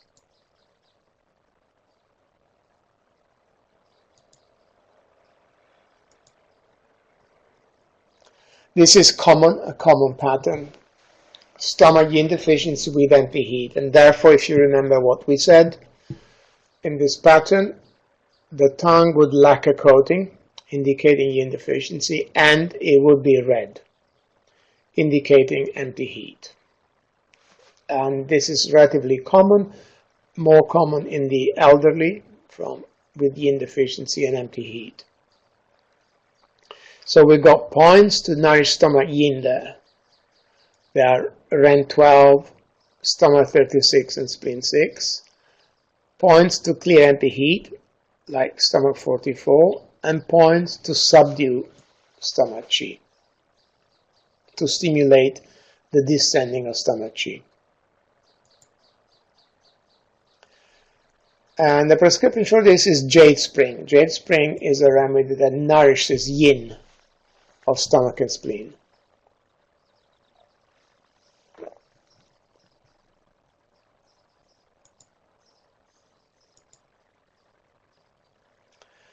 Another pattern is deficiency of yang, of stomach and spleen. And kidney yang deficiency, also common in the elderly. And the Chinese prescription will be Yogi 1, the one I mentioned earlier. That's from Jianjin Yue. which in the three treasures is strengthen the root. It's not that, but in the three treasures will be strengthen the root, which we've seen before. This slide here summarizes the pathology of the middle burner. MB, that is middle burner, LB is lower burner, and distinguish between full, empty, and empty conditions with the remedies, the three treasures remedies, and the patterns treated.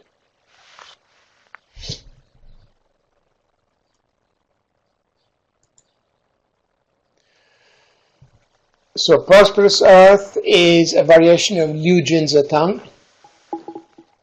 It tonifies qi, very simple remedy, tonifies qi of the spleen and stomach, and secondarily resolves dampness, not a lot. The primary effect is tonifying spleen qi.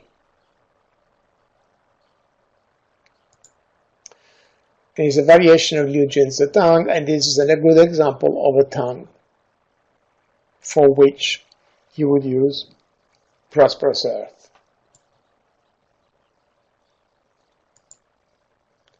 Soothe the center is Xiang Sha Liu Jin Zetang, which is a variation of Liu Jin Zetang itself, and with Xiang Sha it moves qi, but it primarily resolves dampness.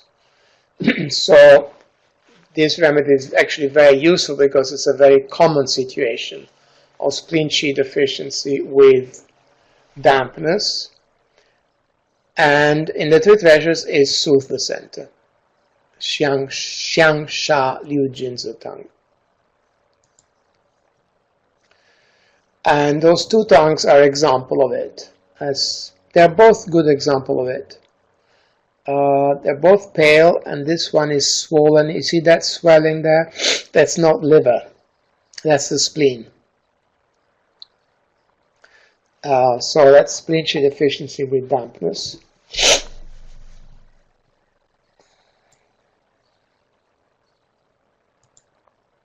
Central mansion, as I use it a lot, is a variation of Shenling Baijusan. And Shenling Baijusan is a very versatile prescription. It tonifies qi of stomach and spleen, but also yin of stomach and spleen, but primarily qi.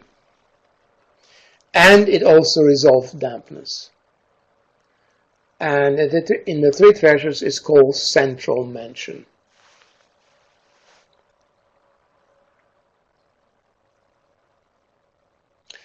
By the way, there's a mistake here. See in the yellow box here? Central mansion is in the middle of a continuum. Prosperous earth tonifies qi. Central mansion tonifies qi and yin. And this should be jade spring. You see where it says jade screen? That's a mistake. That should be jade spring. So we've got prosperous earth for qi deficiency, central mansion qi and yin, jade spring for yin. So these three remedies are like a continuum, a progression from a qi deficiency that is getting worse and worse. Qi deficiency, and then qi and yin, and then yin. I repeat that jade screen there should be jade spring.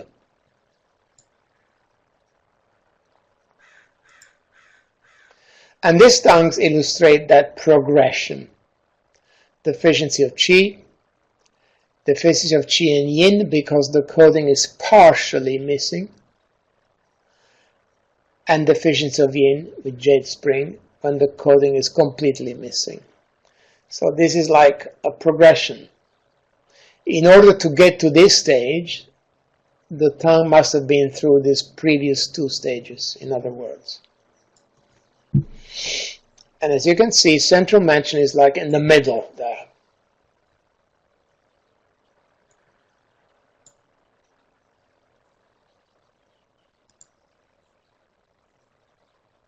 And again, this makes the same point. Partially without coating, partially without coating, deep cracks, partially without coating, completely without coating.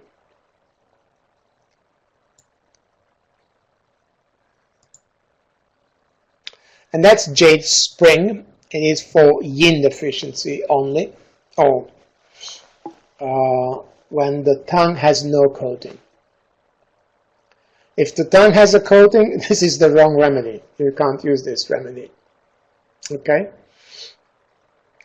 So this is for situation when the tongue has no coating. And it's a further stage than the central mentioned stage, than Shenling by Jusan.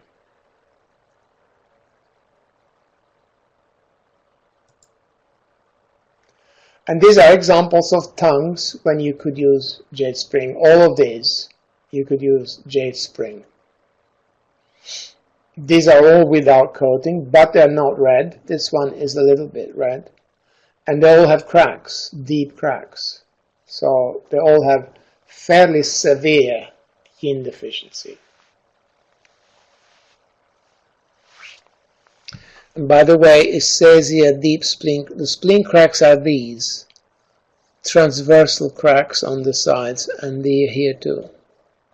That's spleen yin deficiency. Spleen yin deficiency does exist. You often hear that the spleen can only have yang deficiency, but it is not so. Spleen can have yin deficiency too. And this is another example of spleen yin cracks. See these ones? That's spleen yin deficiency.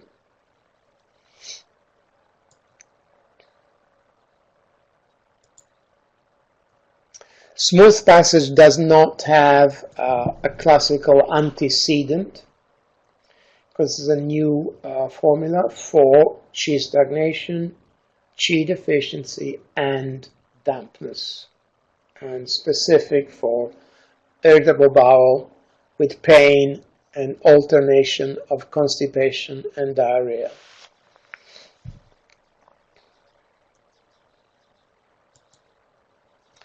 Break into a smile is a variation of the famous Chai Hu Shugan Tang, which is the formula for pain, abdominal pain, from liver qi stagnation.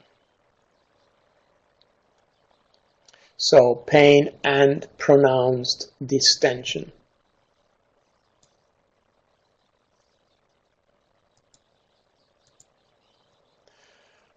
And this is an example of a tongue that would indicate liver qi stagnation because of the redness here in the liver area.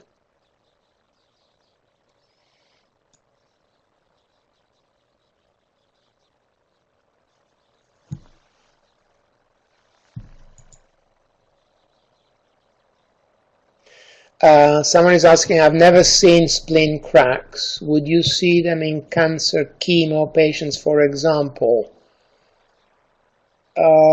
Yes, you would see them. They're not common. I'll go back to that for a moment.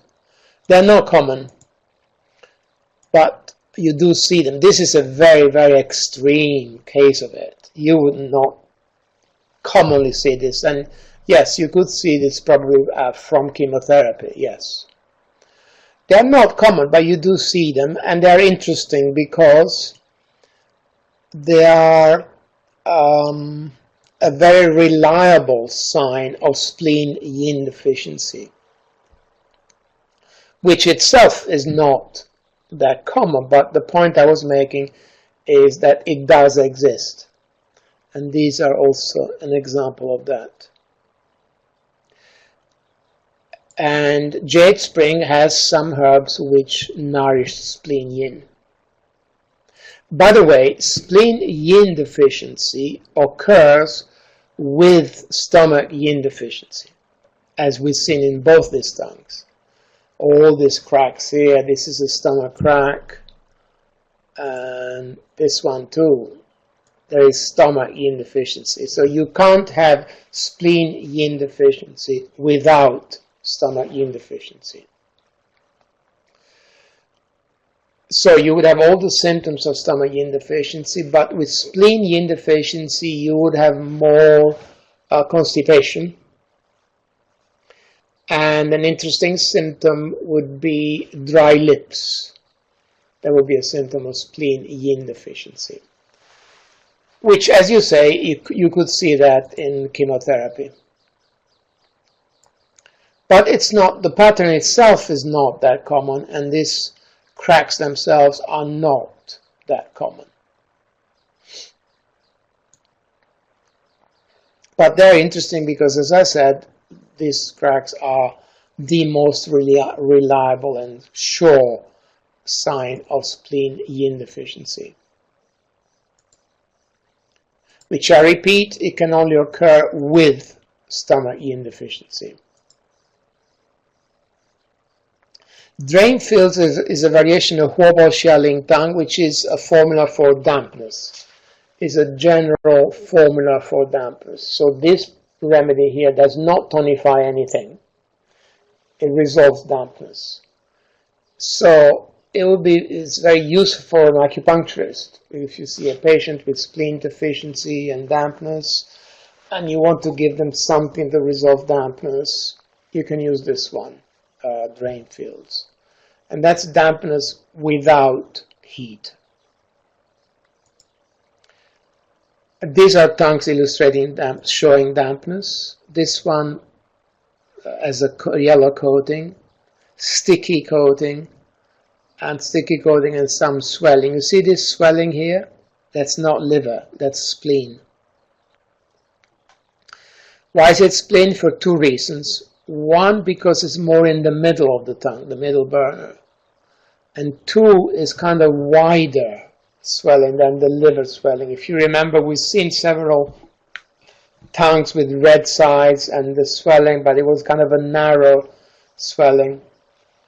This is kind of a wider swelling. So these three tongues are all different, but they all indicate dampness.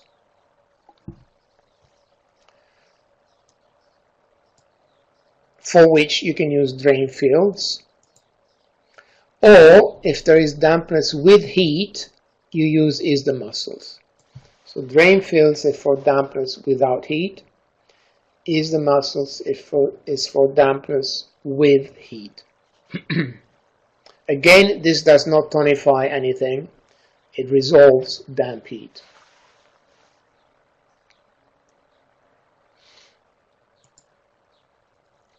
And those are three very good examples of damp heat.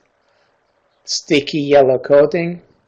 This is dirty coating, which is, as you can see, is neither white nor yellow.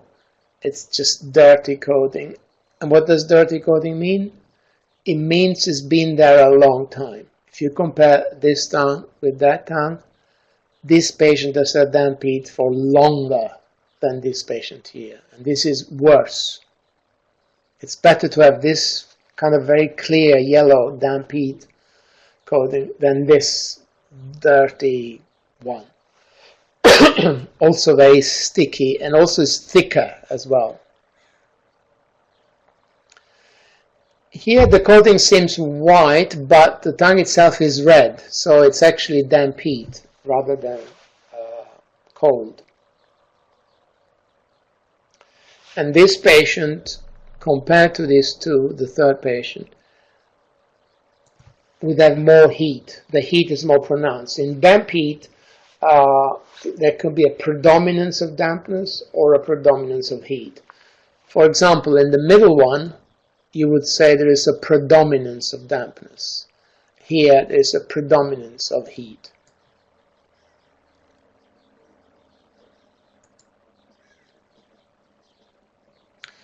Harmonize the center is also a variation of Shenling by Jusan, but it differs from it in that it resolves phlegm as well and invigorates blood. So it's similar to Shenling by Jusan, to central mention, but it also resolves phlegm, and it could treat type 2 diabetes.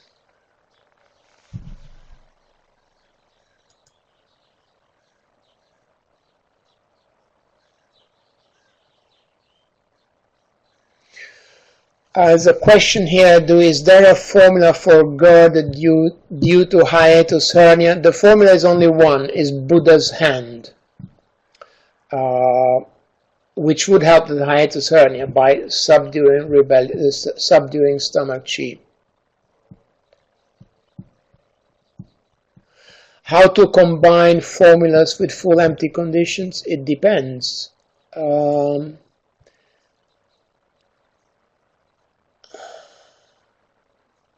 It depends. You just have to make a diagnosis and decide whether the condition is full, whether it's empty, or whether it's both. And you should really refer to that slide that we saw earlier with all those colored boxes of middle and lower burner. Let's go back.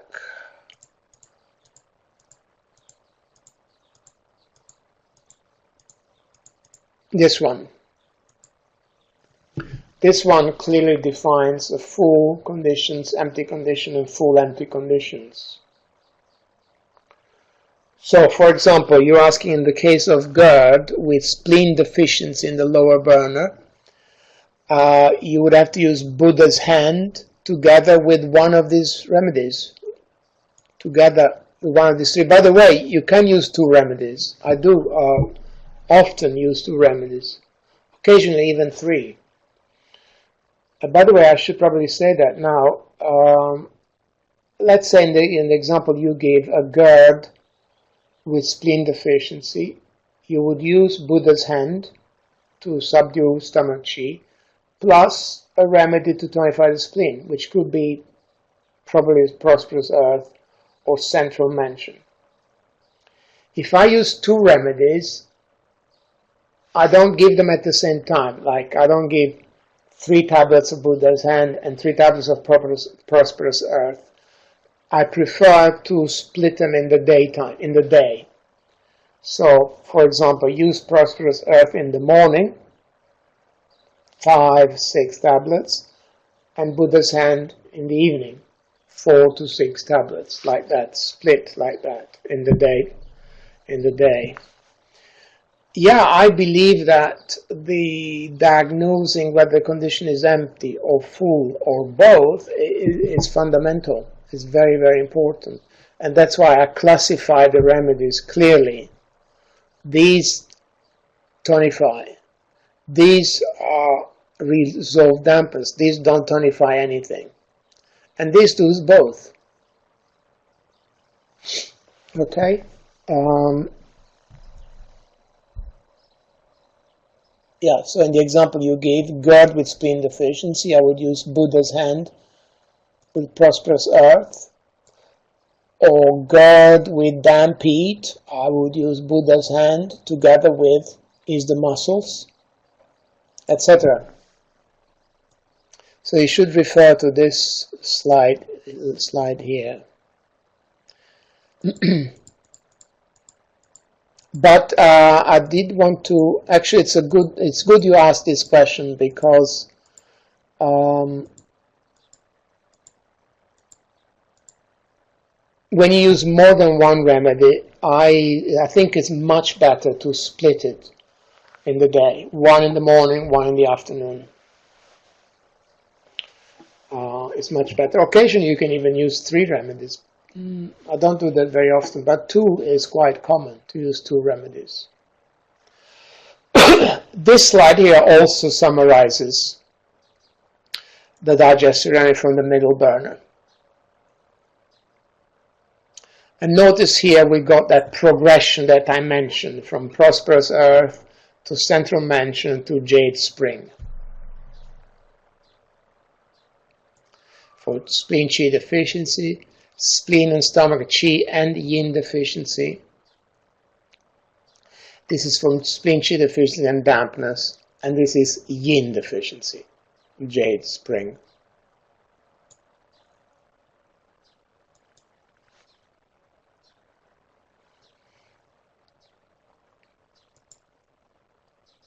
These are digestive remedies for dampness, and these are 3 tongues, both indicating dampness.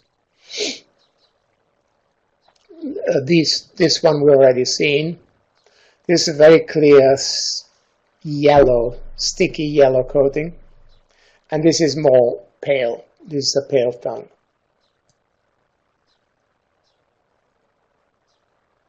And I repeat, it's kind of a bright yellow. That's actually a good thing. Of course, it indicates heat, damp heat.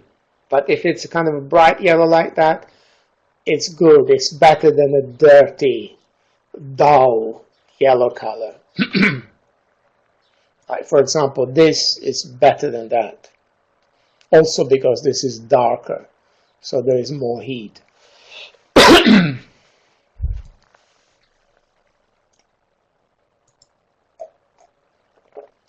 This we've already seen, the progression from Qi Shu to stomach Yin Shu.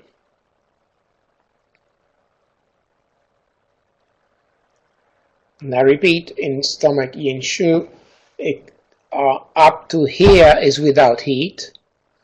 From here onwards, there is some empty heat because the tongue is red.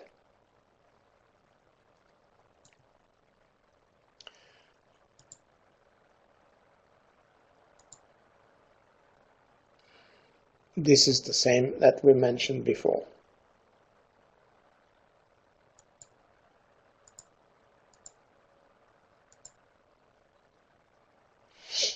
And this compares breaking to a smile, which is for Qi stagnation, to smooth passage, which is for Qi stagnation, Qi deficiency and dampness, and soothe the center.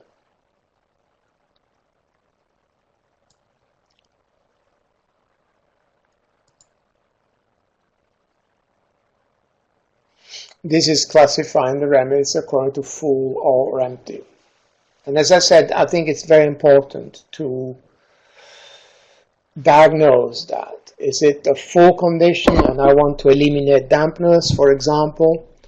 Or is it an empty condition, I want to tonify Qi? Or is it both? Like soothe the center does both, for example. It tonifies Qi and resolves dampness. Soothe the center is Xiang Xia Liu Jin Tang.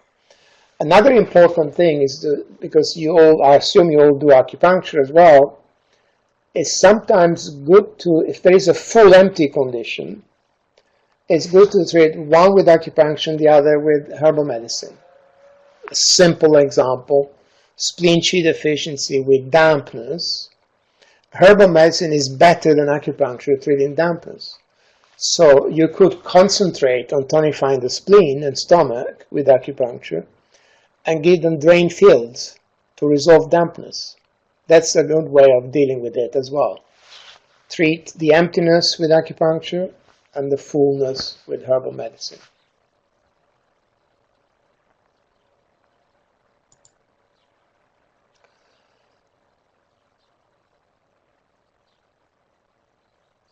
This is statistic from my patients when I was in England and with abdominal pain. There were many more women than men, as you can see. And the age, basically, from about 30 to 50, from 30 to 50 is the highest incidence. Why is that? From overwork, irregular eating, working, and eating at the computer while working, and emotional stress.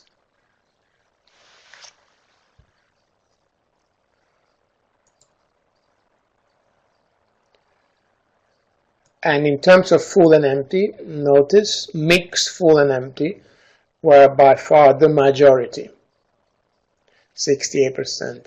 And notice only 8% had the purely empty condition, which may seem strange, but by that I mean a purely empty condition. And why is it so low? Because so many people would have dampness or phlegm or Qi stagnation, which would make it full and empty. So a purely empty condition and nothing else is only 8%.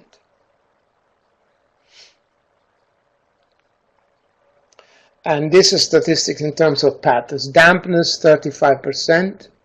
Liver stagnation, 38%.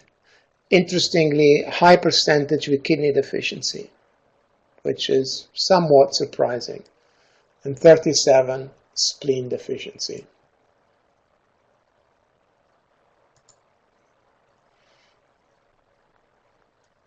And this is statistics on the tongues, red, pale, and purple.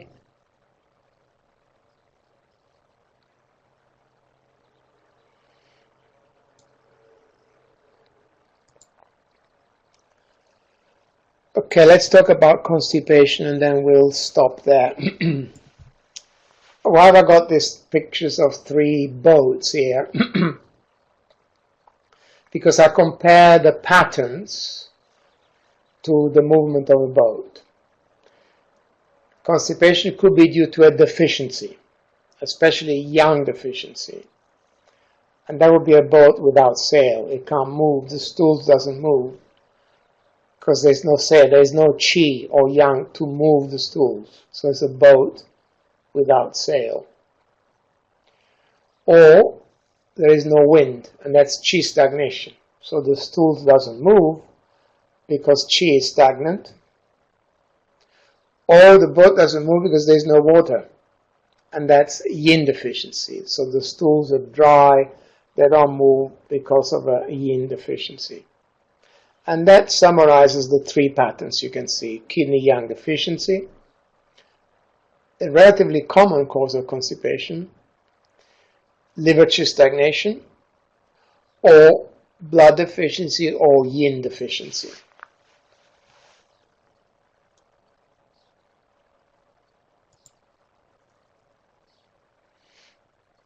And these are the organs involved in constipation. Notice how many. The stomach is involved when stomach chi is not descending. The large intestine, of course, is always involved.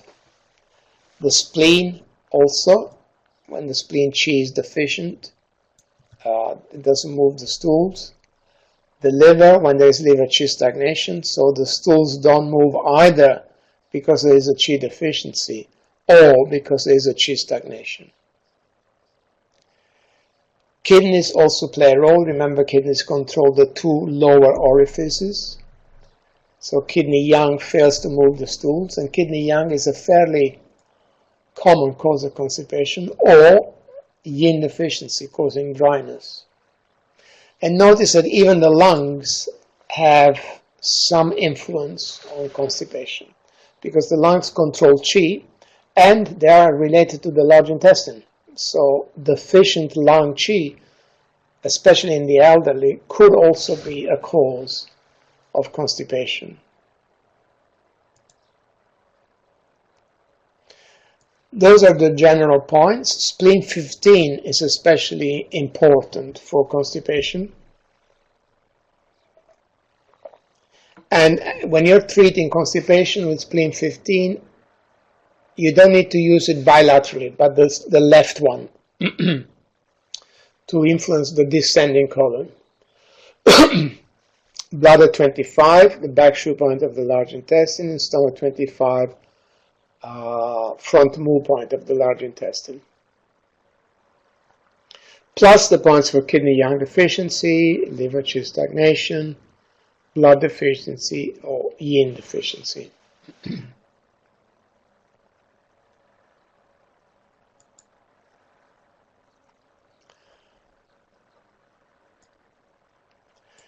And lastly, I'd like to talk about this, and then we'll finish. The stomach and large intestine are connected in the Yang Ming channels, as you know. Large intestine will be the arm channels. Stomach is the leg channels, and they are connected in the Yang Ming. And we see this connection very often in digestive problems and also in tongue diagnosis. And we've seen this tongue before several times. Notice there's sticky yellow coating, but the sticky yellow coating is in the middle and the root. So stomach and large intestine, basically. So in other words, the pathology of stomach and large intestine are very often connected because of that connection in the Yang Ming channels. And that's why I use stomach 25, bladder 25, and stomach 37.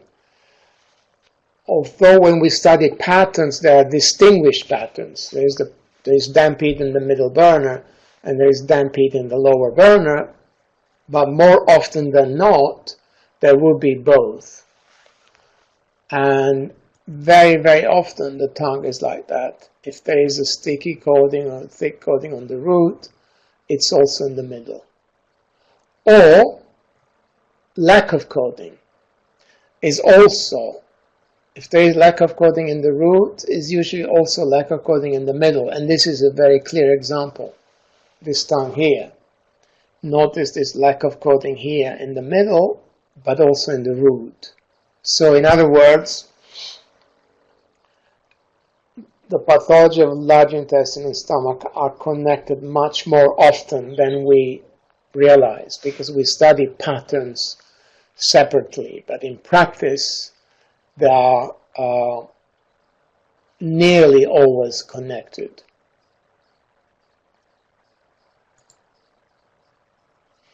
And we can see that also in deficiency of yin, as I've already mentioned. When there is deficiency of yin in the stomach, it's also in the large intestine, or especially if there is deficiency of yin in the large intestine, it's also in the stomach.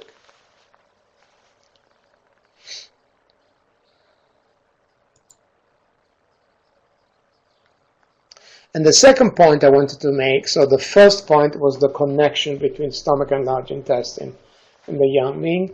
The second point is the connection between large and small intestine. And as I said, from a Western perspective, a disease of the large intestine is very different than a disease of the small intestine.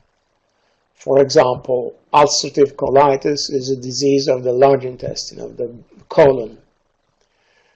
Crohn's disease is a disease of the small intestine, so there's a very big difference. But in Chinese medicine, there isn't such a big difference. And the pathology of the two are often associated. Also in those two diseases, of Crohn's disease and ulcerative colitis disease, from a Chinese perspective, it's both intestines are involved, and you have to treat both. And that's why I use those 2 points all the time. Stomach 37 for the large intestine, and stomach 39 for the small intestine. And this is reflected on the pulse, as I said, being either wiry or slippery on both chair positions, indicating the involvement of both intestines.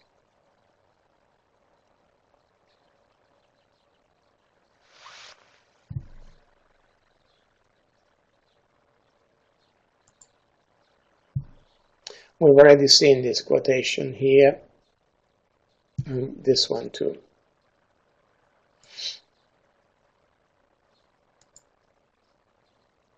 And this slide here summarizes the three treasures remedies on the left and the classical antecedents.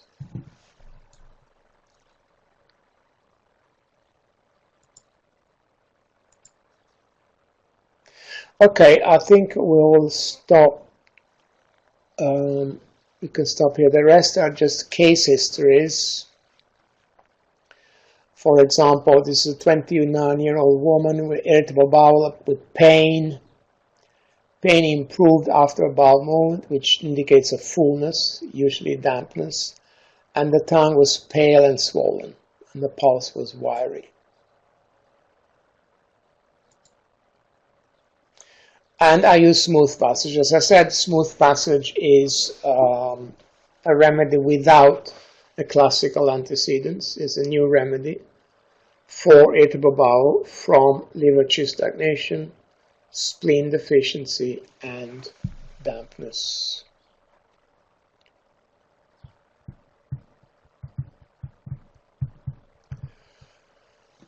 Okay, I think we can stop here, and as I said, if you haven't received the handout, you can still download it from here, or write to Monica or write to me directly, and I can send it.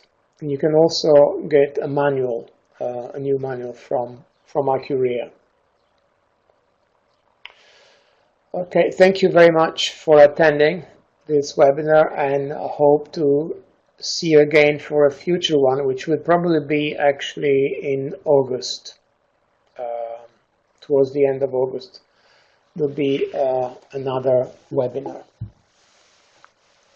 Okay, thank you very much.